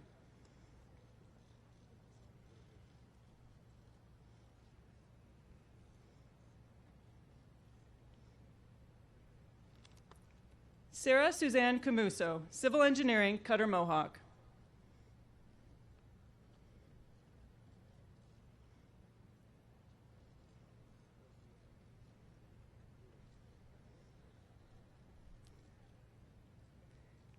David Michael Campbell, Naval Architecture, Cutter Laguerre.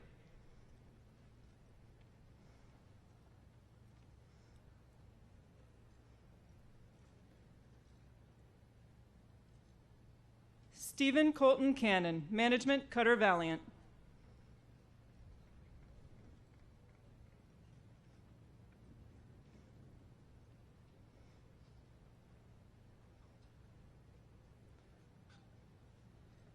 Tyler Scott Carlsgard, Marine Environmental Science, Sector New York.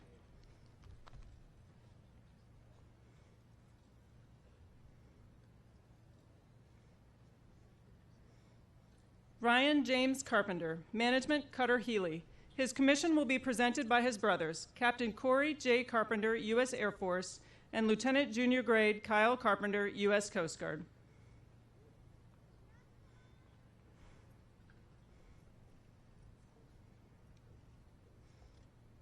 Adrian Lee Chukliangi, Operations Research, Cutter Thetis.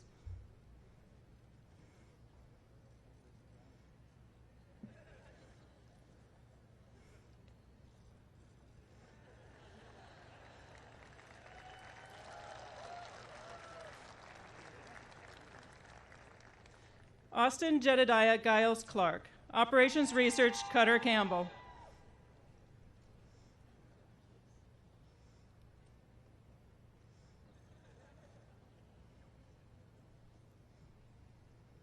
Catherine Rose Clark, Management, Cutter Walnut.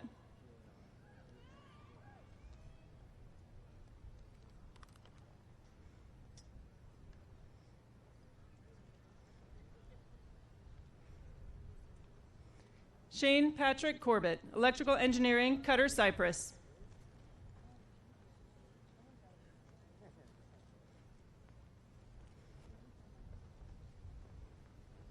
Rebecca Michelle Cotton, Government, Cutter Valiant.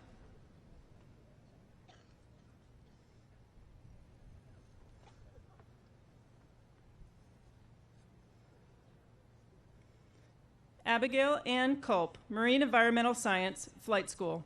Her commission will be presented by her father, Lieutenant Colonel Victor J. Culp, U.S. Air Force, retired. Sarah Ann Cummings, Mechanical Engineering, Cutter Bear.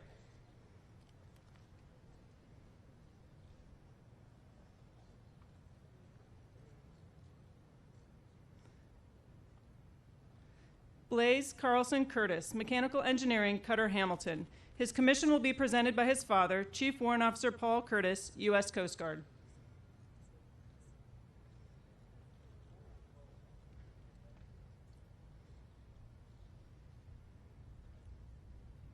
Clara Elizabeth Dayhill Bowie, Civil Engineering, Cutter Sherman.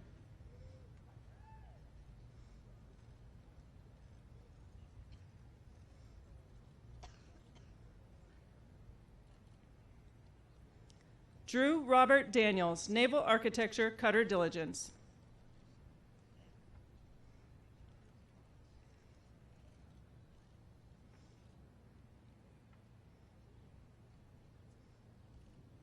Serge Daneco, Operations Research, Cutter Campbell.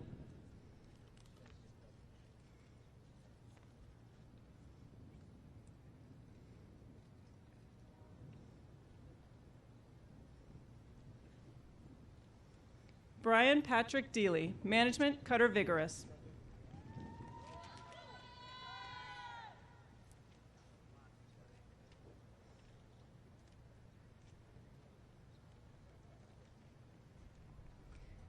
Hannah Tate Delgercio, Naval Architecture, Cutter Polar Star.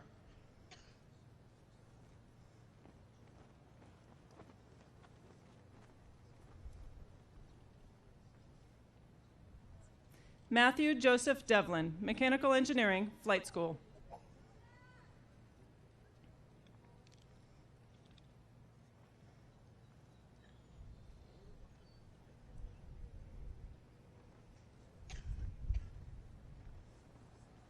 Luke Michael Dewhurst, Mechanical Engineering, Cutter James.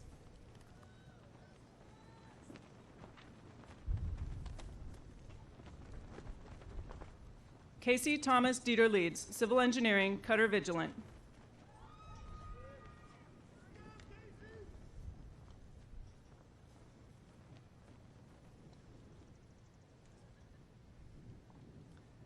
Jonathan Sylvan Dillard, Government, Cutter Active.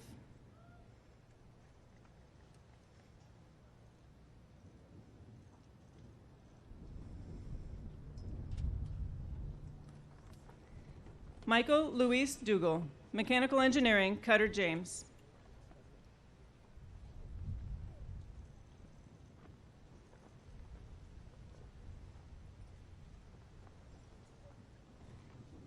Andrew Liam Doyle, Electrical Engineering, Cutter Berthoff.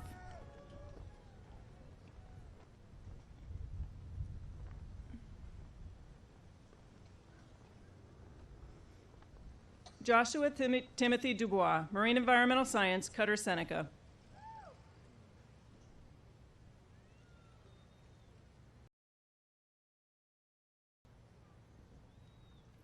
John Daniel Dunaway III, Naval Architecture, Cutter Tahoma. His commission will be presented by his father, Commander John D. Dunaway II, United States Navy Reserve. Timothy Austin Duncan, Civil Engineering, Cutter Mellon.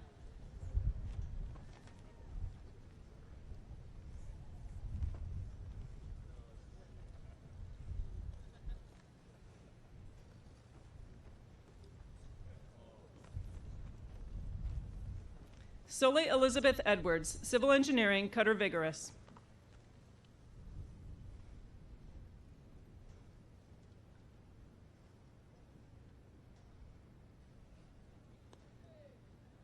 Shano Atwood Ezel, Electrical Engineering, Cutter Tahoma.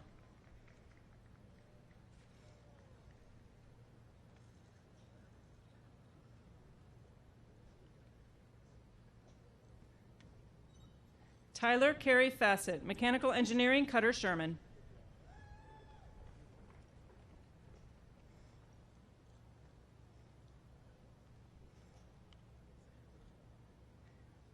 Miranda Eileen Fay, Operations Research, Flight School.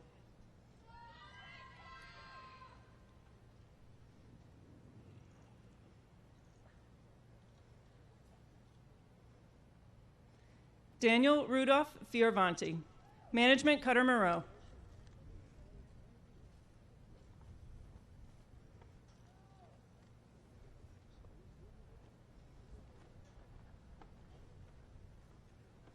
Brendan Ammerman Flynn, Marine Environmental Science, Flight School. His commission will be presented by his father, Captain Paul Flynn, U.S. Coast Guard.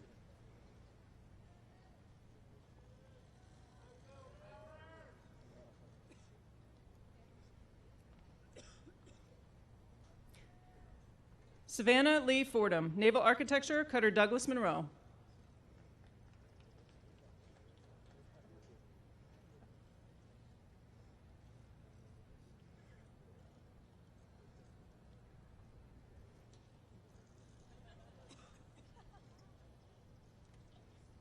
Mike Edward Franco, Operations Research, Cutter Mellon. His commission will be presented by his brother, Lieutenant Max Franco, U.S. Coast Guard.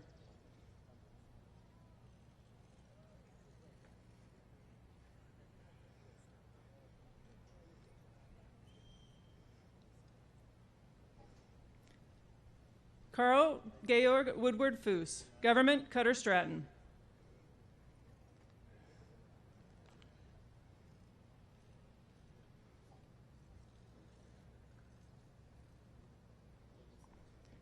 Audrey Marie Gainier, Mechanical Engineering, Cutter Decisive.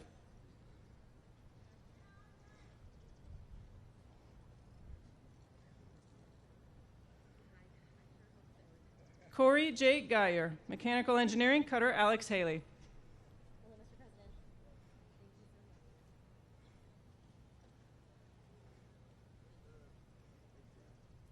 Carly Lafayette Gilligan, Marine Environmental Science, Cutter Healy.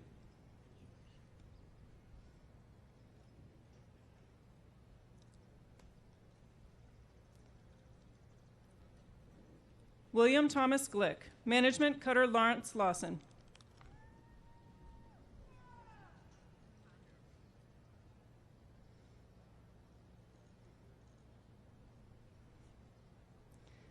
Brianna Lauren Grizel, Government, Cutter Escanaba.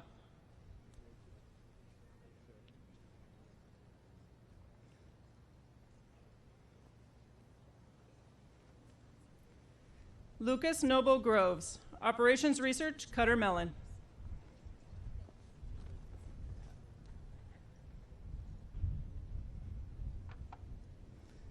Ryan Patrick Guiney, Mechanical Engineering, Cutter James. His commission will be presented by his father, Commander Paul Guiney, U.S. Coast Guard, retired.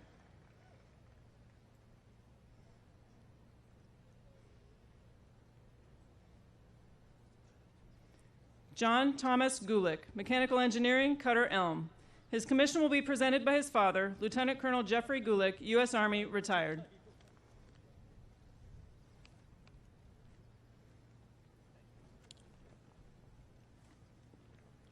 Philip Charles Gertler, Management Cutter Douglas Monroe. His commission is being presented by his sister, Lieutenant Junior Grade Victoria Gertler, U.S. Coast Guard.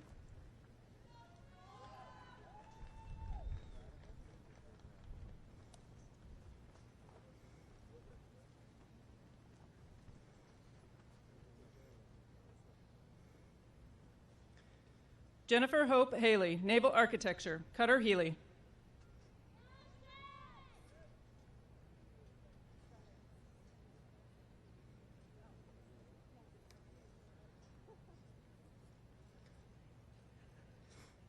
Patrick Joseph Hanrahan, Management Cutter Forward.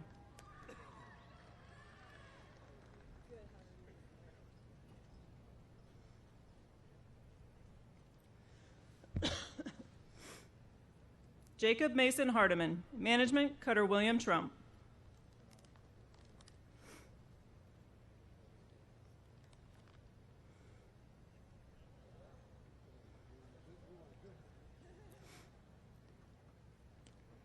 Eric Jeffrey Harris, Jr., Marine Environmental Science, Cutter Northland.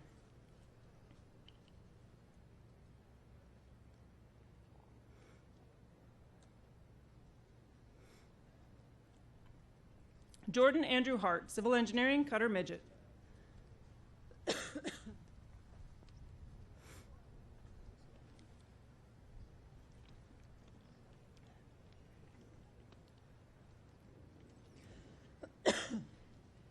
Quinn Kelly Hathcock, Mechanical Engineering, Flight School.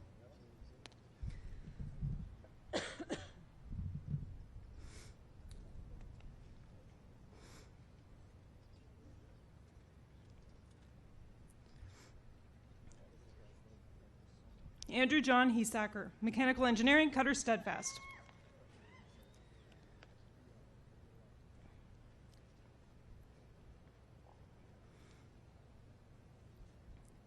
Hannah Michelle Heiken, Marine Environmental Science, Cutter Venturous.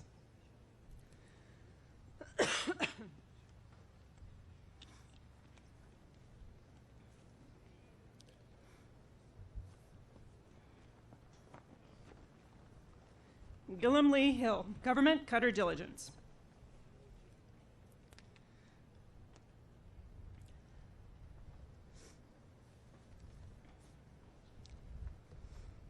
Keith Richard Holmes, Mechanical Engineering, Cutter Alder.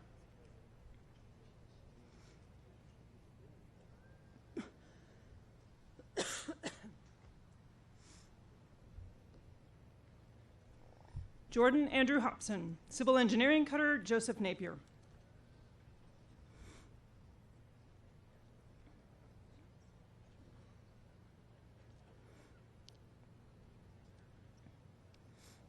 Samuel David Irwin, Operations Research, Cutter Northland. His commission will be presented by his aunt, Commander Donna Pearson, U.S. Coast Guard, retired.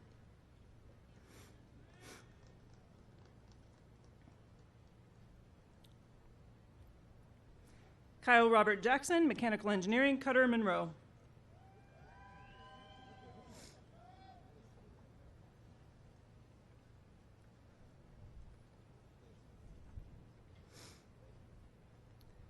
Michael Benjamin Jeffco, Marine Environmental Science, Cutter Midget.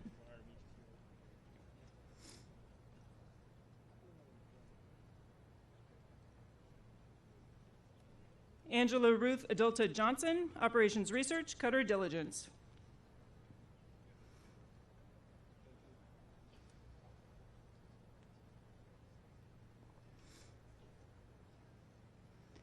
Kiana Tomie Hi'ilani Keitkoa, Government, Cutter Hamilton. Her commission will be presented by her brother, Lieutenant Junior Grade Cody Keikoa, U.S. Coast Guard.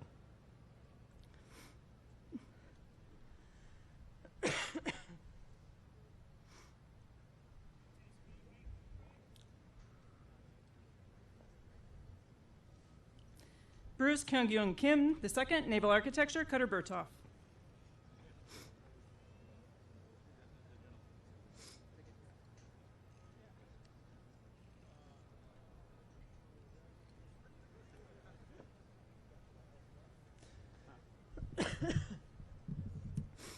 William Edward Klein, Government, Cutter Reliance. His commission will be presented by his father, Lieutenant Commander Richard Klein, U.S. Coast Guard retired. My goodness. Jason Michael Niss, mechanical engineering, cutter, alert.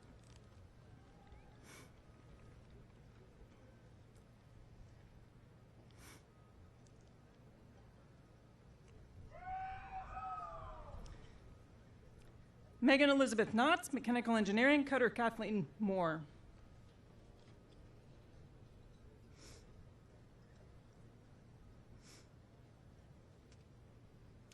Gretchen Marie Kraus, civil engineering, flight school.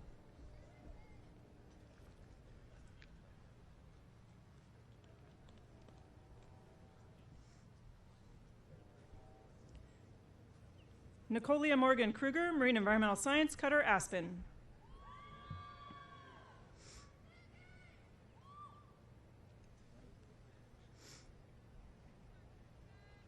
Savannah Mackenzie Kuntz, management, cutter, Harriet Lane. Thanks.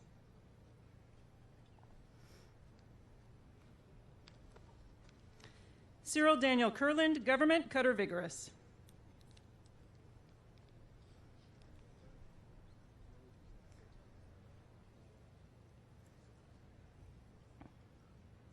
Edwin Joseph Custer II, management, cutter, Monroe.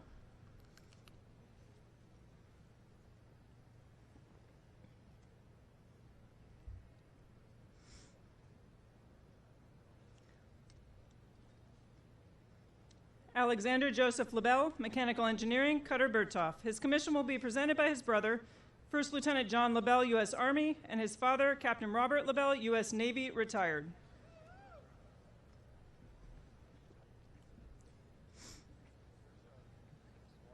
Jordan Samuel Lahosky, civil engineering, cutter, Midget. His commission will be presented by his uncle, Captain Robert Lahosky, U.S. Coast Guard, retired.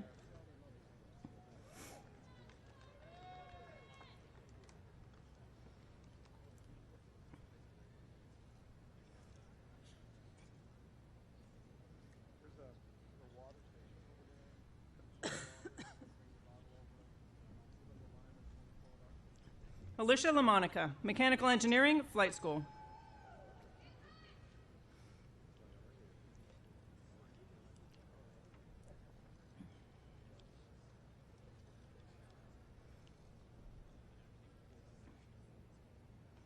Alexander Joseph Lane, management, cutter, Joseph Tizanos.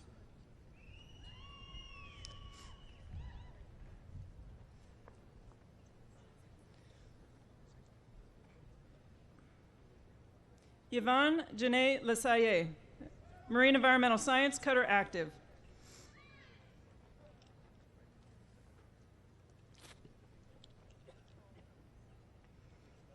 Patrick Wagner Legend, electrical engineering, Fulbright scholarship.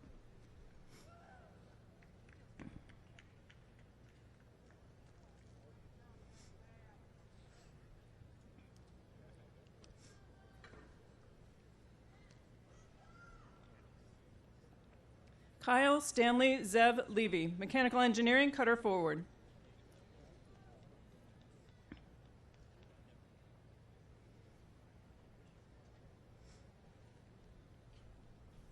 Joshua Thomas Lip, mechanical engineering, cutter, Tampa.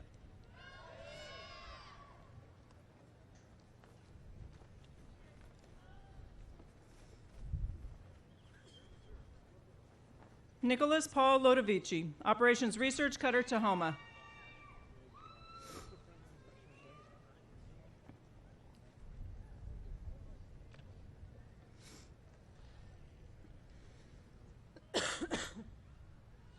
Kirsten Page Logan, electrical engineering, cutter, Valiant.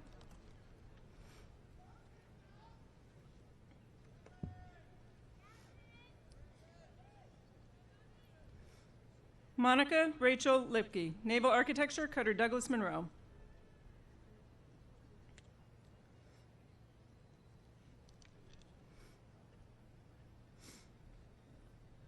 Savannah Shea Lyle, mechanical engineering, cutter, Seneca.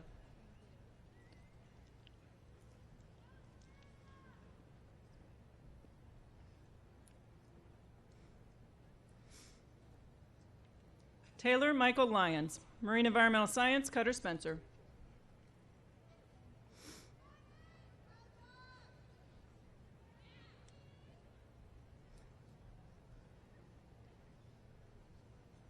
James Trout Madden, Civil Engineering, Cutter Spencer.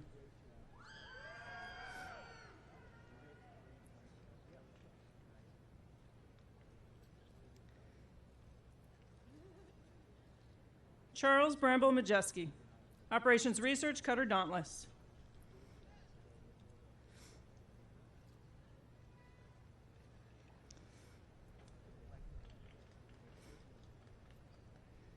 Luis Fernando Marban Terrazas, Naval Architecture and Marine Mechanical Engineering, Mexican Navy.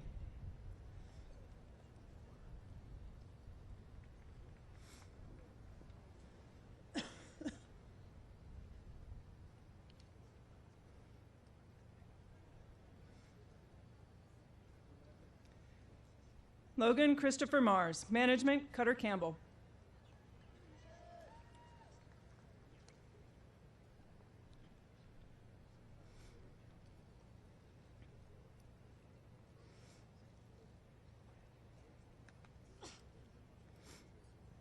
Jake Tyler Martin, Civil Engineering, Cutter Bear.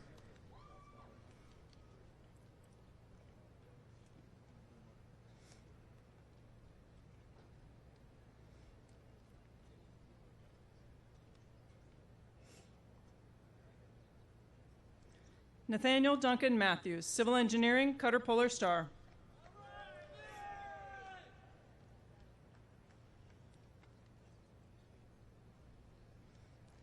William Pierce Maxim III, Electrical Engineering and Operations Research, Coast Guard Cyber.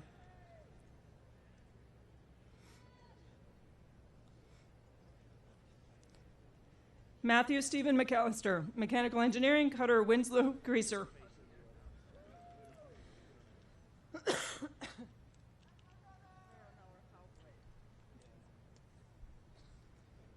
Frederick John McClymans, Mechanical Engineering, Cutter Stratton.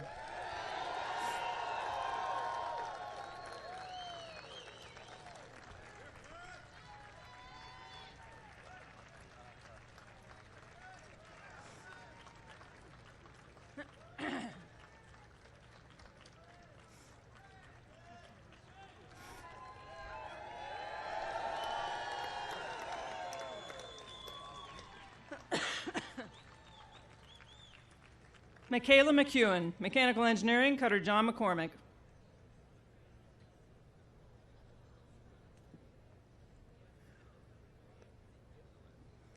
Brendan Charles McNeil, Management, Cutter Midget.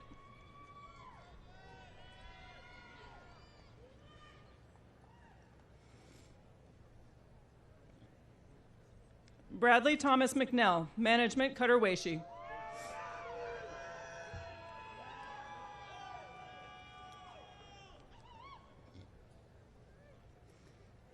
Moira Hui Meek, Electrical Engineering, Cutter Active. Her commission will be presented by her father, Rear Admiral Thomas Meek, U.S. Navy, retired.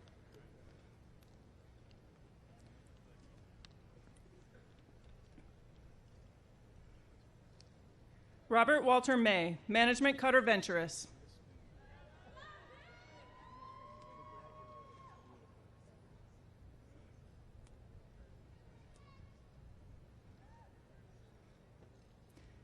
Ian James Meyer, Mechanical Engineering, Flight School.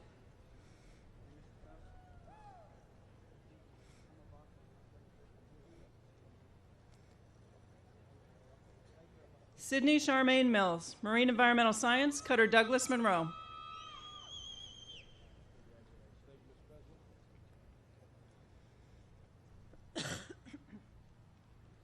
Victoria Ansley Mock, Electrical Engineering, Cutter Harriet Lane.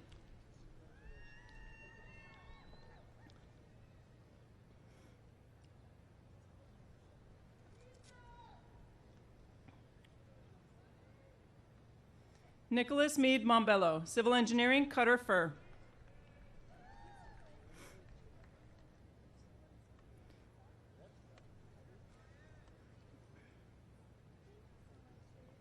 Hunter Sebastian Morris, Management, Cutter Willow.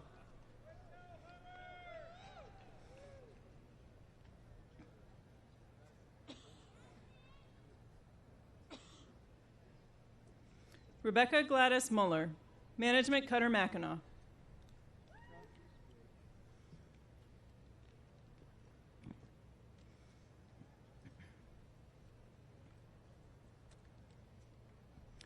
Corey James Morallo, Government Cutter Campbell.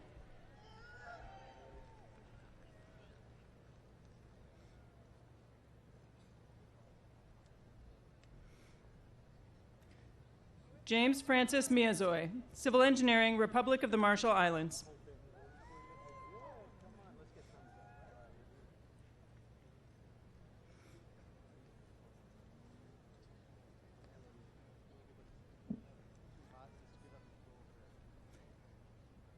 Haley Kimberly Naramore, Government.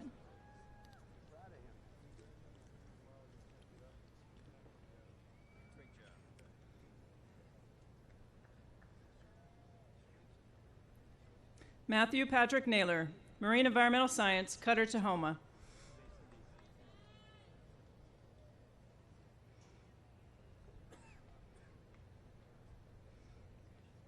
Terry Elizabeth Nettisel, Marine Environmental Science, Cutter Forward.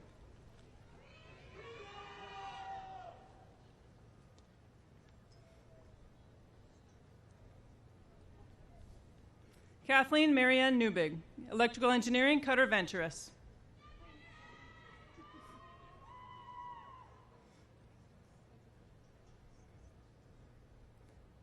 Nikki Nalani Nottingham, Management Cutter James.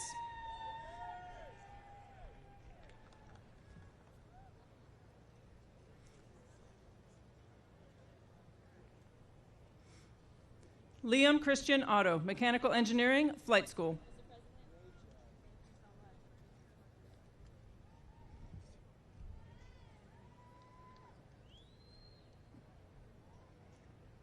Aaron Michael Overheim, Electrical Engineering, Cutter Hickory.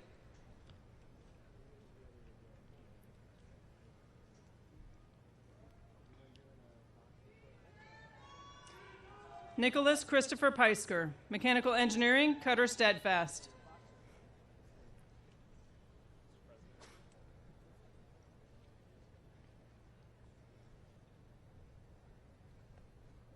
Michael Joseph Palumba, Management, Cutter Alex Haley.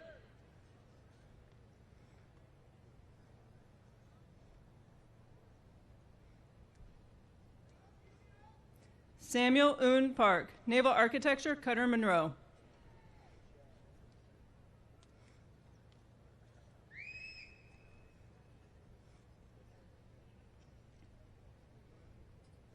Kendall Ashley Sangdon Percival, Operations Research, Cutter Decisive.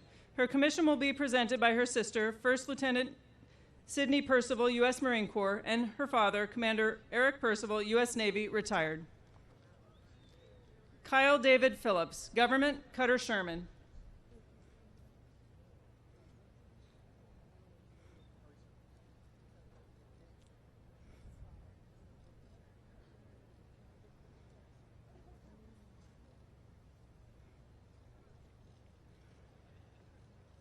Caitlin Piker, Mechanical Engineering, Cutter Alert.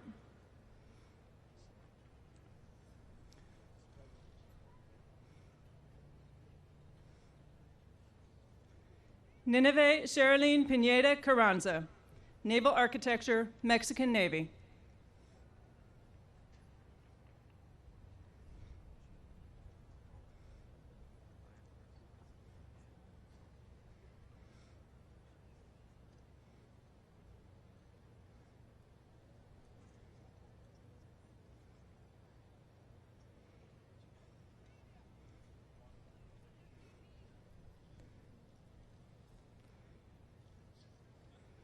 Christopher Robert Popeil, Operations Research, Cutter Polar Star. His commission will be presented by his father, Captain Anthony Popeil, U.S. Coast Guard.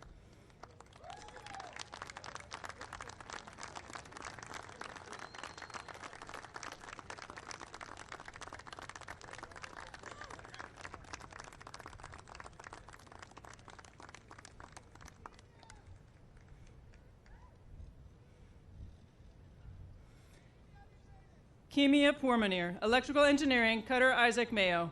Her commission will be presented by her sister, Lieutenant Arian Lynn Monca, U.S. Coast Guard.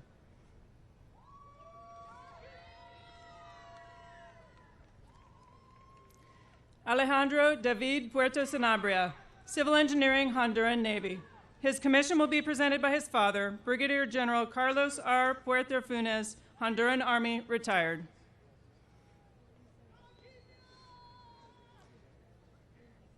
Benjamin Connor Ross, Operations Research, Cutter Raymond Evans.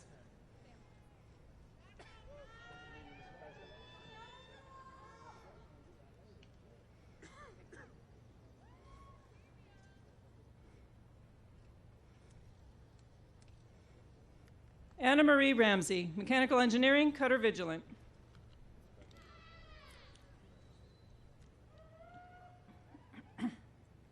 Jacob James Rath, Mechanical Engineering, Flight School.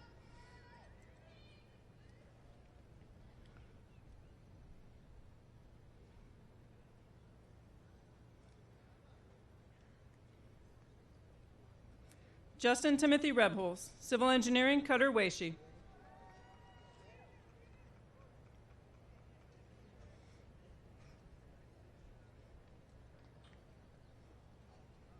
Peter Jeffrey Reeve, Mechanical Engineering, Cutter Tampa.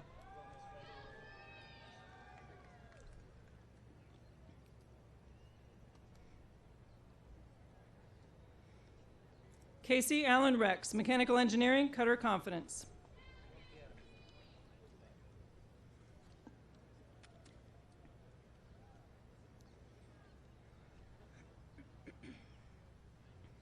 Aaron Lee Reynolds, Government, Cutter Herberto Hernandez.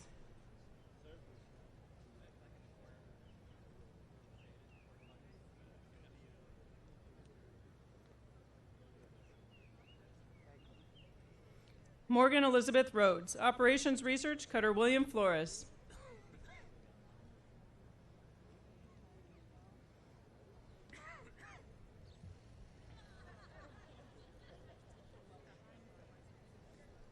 Margaret Ann Rice, Government, Cutter Mohawk.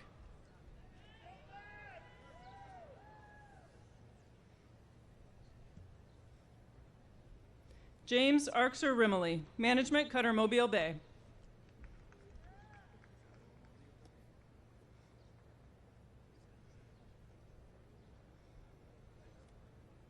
Sarah Rebecca Edna Ritchie, Management, Cutter Resolute.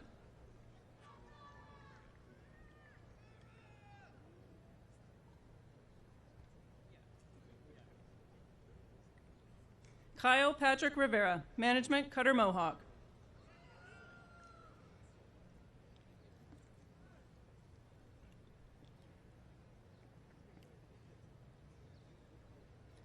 Earl Alexander Robert, Naval Architecture, Cutter Dauntless.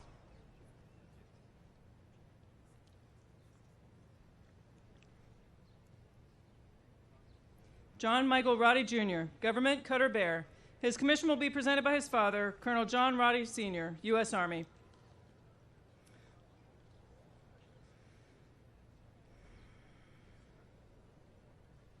Nicholas Lee Rololazzo, Mechanical Engineering, Cutter Midget.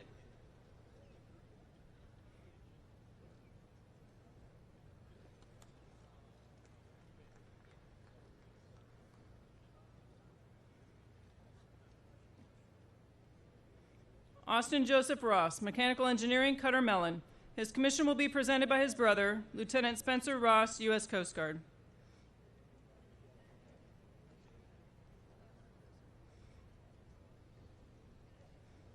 Amanda Chulaluk Roy, Naval Architecture, Cutter Stratton.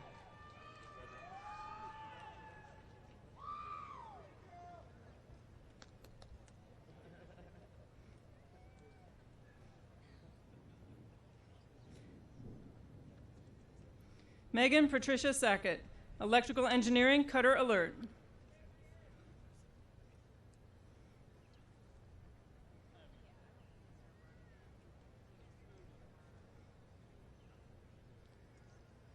Eldar Saganolitse, Management, Georgian Army.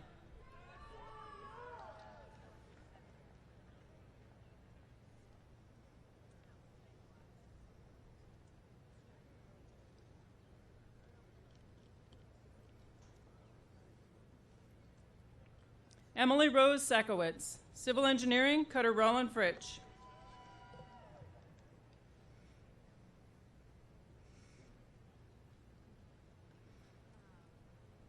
Taylor Harrison Weston Salzburg, Management, Cutter Oak.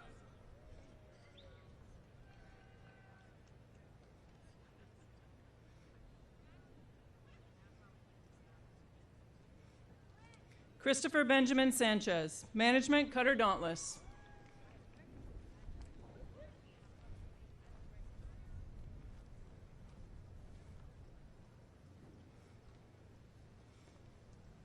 Eva Marie Sandry, Marine Environmental Science, Cutter Stratton.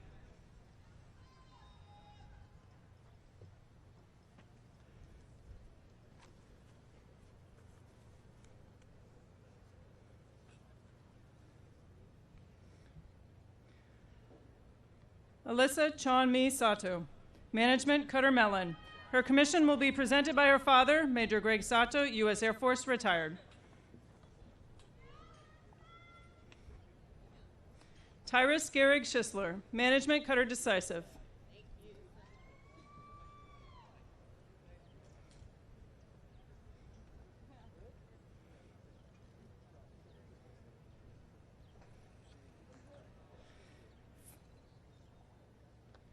Frederick Myers Scott V, Government, Cutter Escanaba.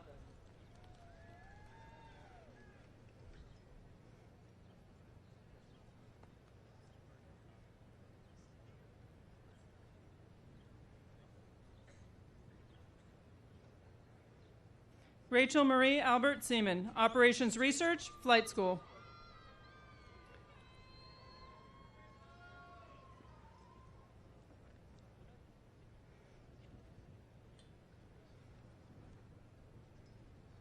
Alexander Kyle Simpson, Marine Environmental Science, Cutter James.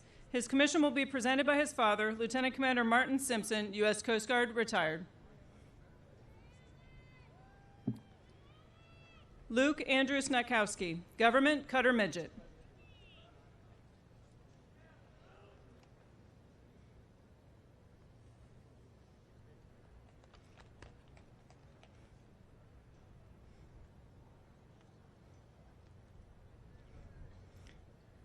Jennifer Olivia Stein, Operations Research, Cutter Monroe.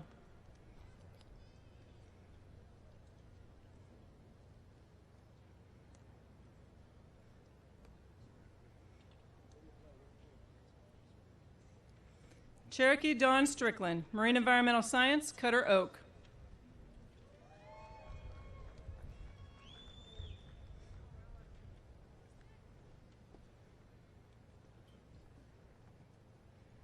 Benjamin Franklin Strong, Operations Research, Cutter Reliance.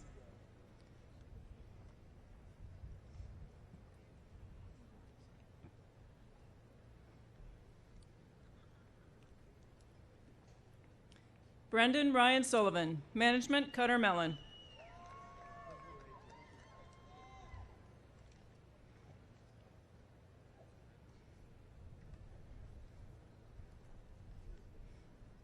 Caleb James Teachout, Management, Flight School. His commission will be presented by his brother, First Lieutenant Brian Teachout, U.S. Army.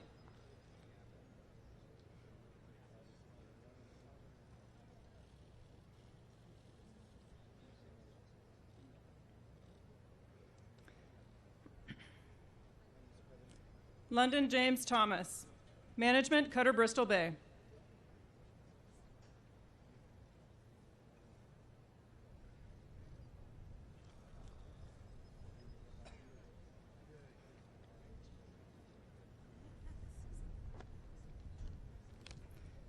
Michael Preston Thomas, Civil Engineering, Cutter Thetis.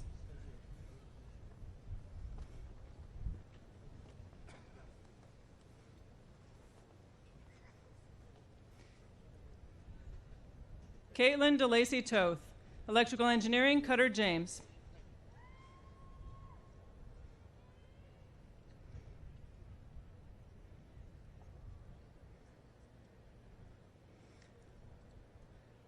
Jacqueline Yvonne Touziant, Government, Cutter Juniper.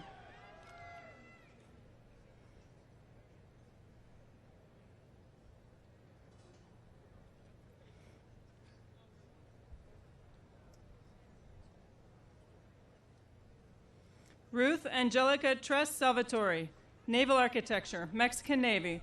Her commission will be presented by her father, Rear Admiral Jorge Tres Zilli, Mexican Navy.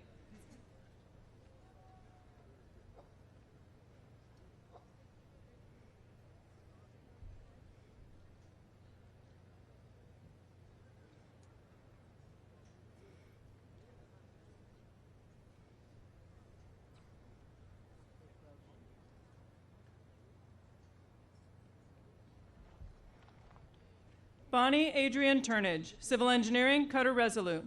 Her commission will be presented by her uncle, Purple Heart recipient Richard P. Sisk, U.S. Marine Corps veteran.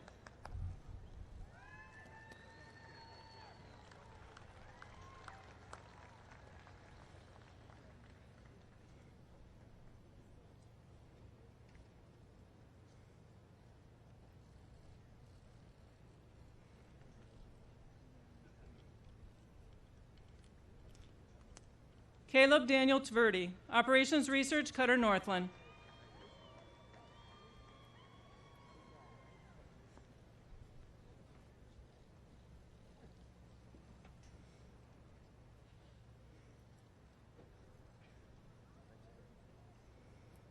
Elliot David Van Deren, Naval Architecture, Cutter Venturous.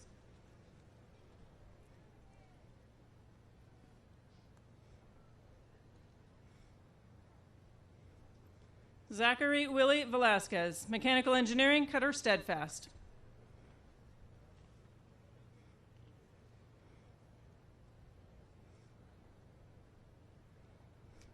Derek Joseph Victory, Government, Cutter Vigorous.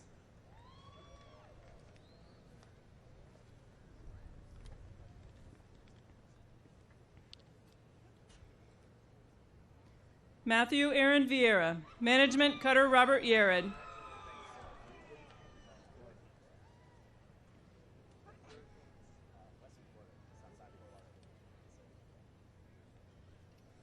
Eric James Varisis, Management, Cutter Harriet Lane.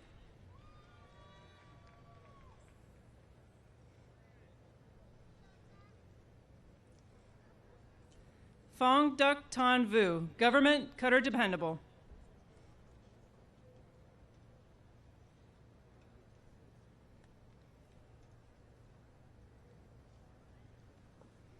Sydney Elaine Wagner, Operations Research, Sector Delaware Bay.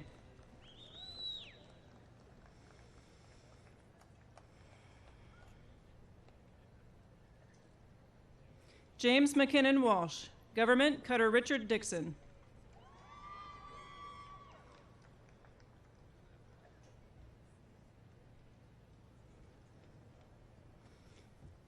Blake Matthew Ward, Marine Environmental Science, Cutter Walnut. His commission will be presented by his sister, Lieutenant Junior Grade Alexa Ward, U.S. Coast Guard.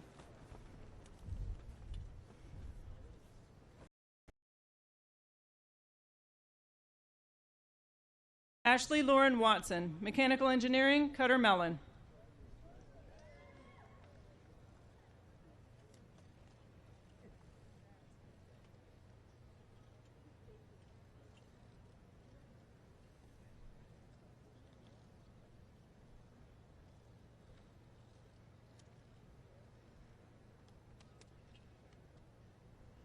Sierra Rose Webb, Government, Cutter Confidence.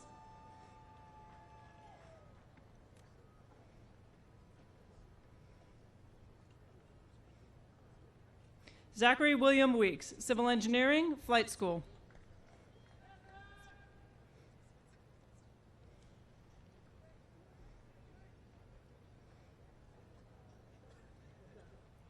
Susan Elizabeth West, Civil Engineering, Cutter Valiant.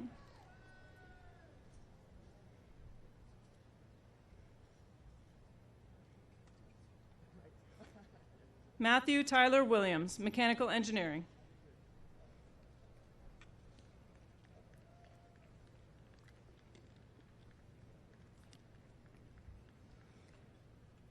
Megan Elizabeth Witham, Civil Engineering, Cutter Diligence.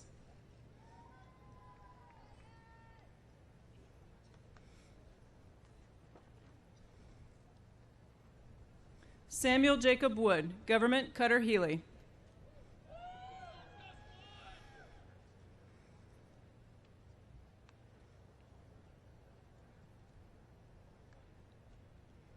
Edward Joseph Wright IV, Management, Cutter Vigilant.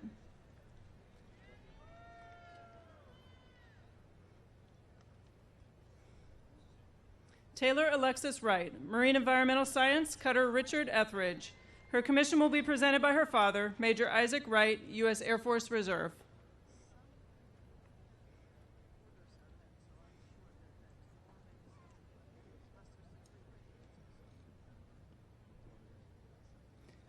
Joseph Anthony Zarlingo, Mechanical Engineering, Cutter Mobile Bay.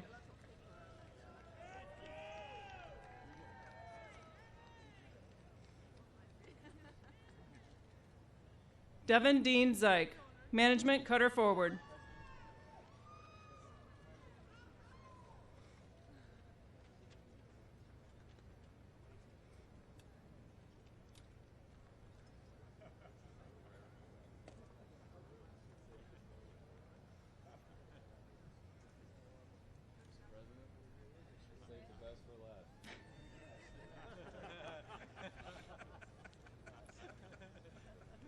Ladies and gentlemen, the graduates of 2017.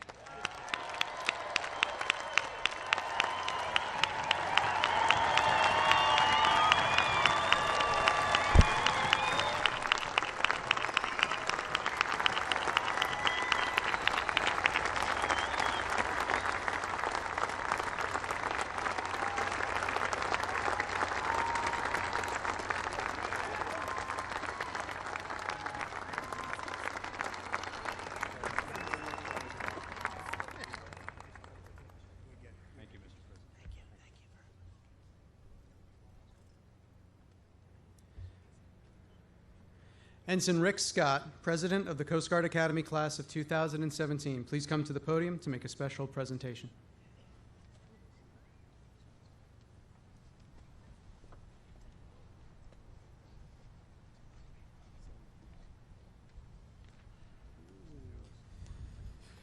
Mr. President, on behalf of the Class of 2017, I present to you this token of our appreciation.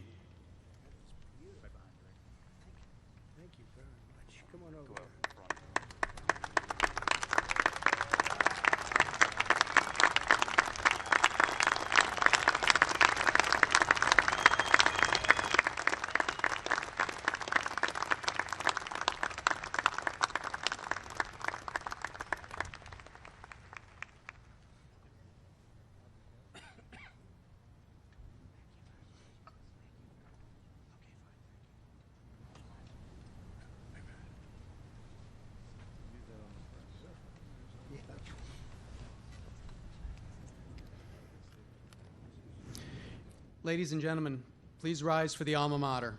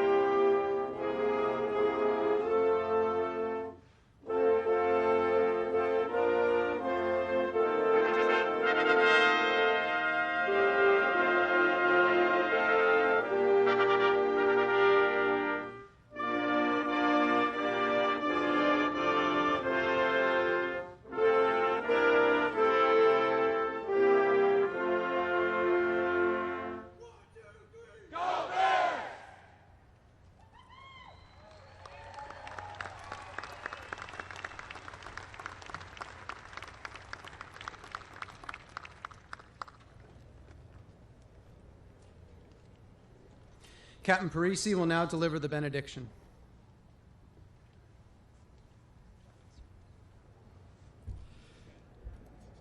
Let us pray. Lord, we ask you to bless the service these ensigns will offer to our country. May it redound to your glory, and may it bear fruit in a world that is more peaceable and more just, safer, and more humane. Amen.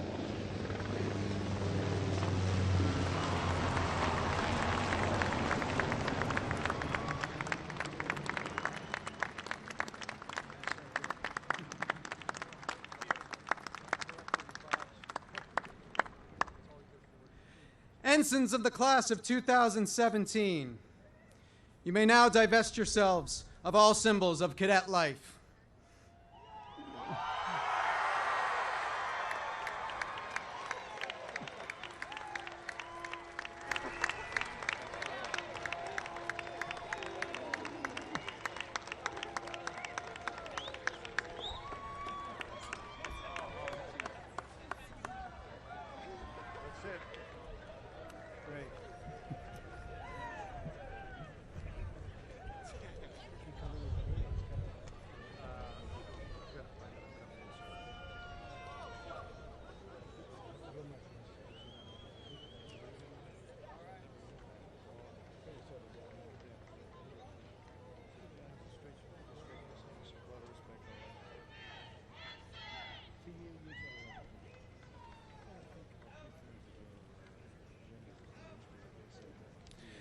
Platform, party, and presenters of commission, please recover.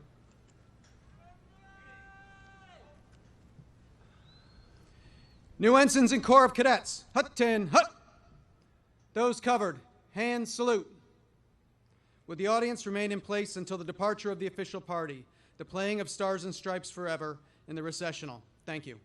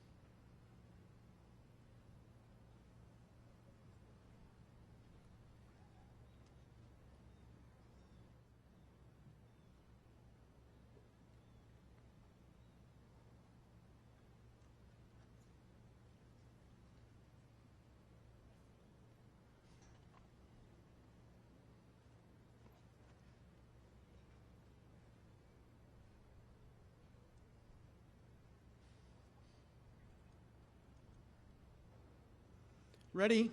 2.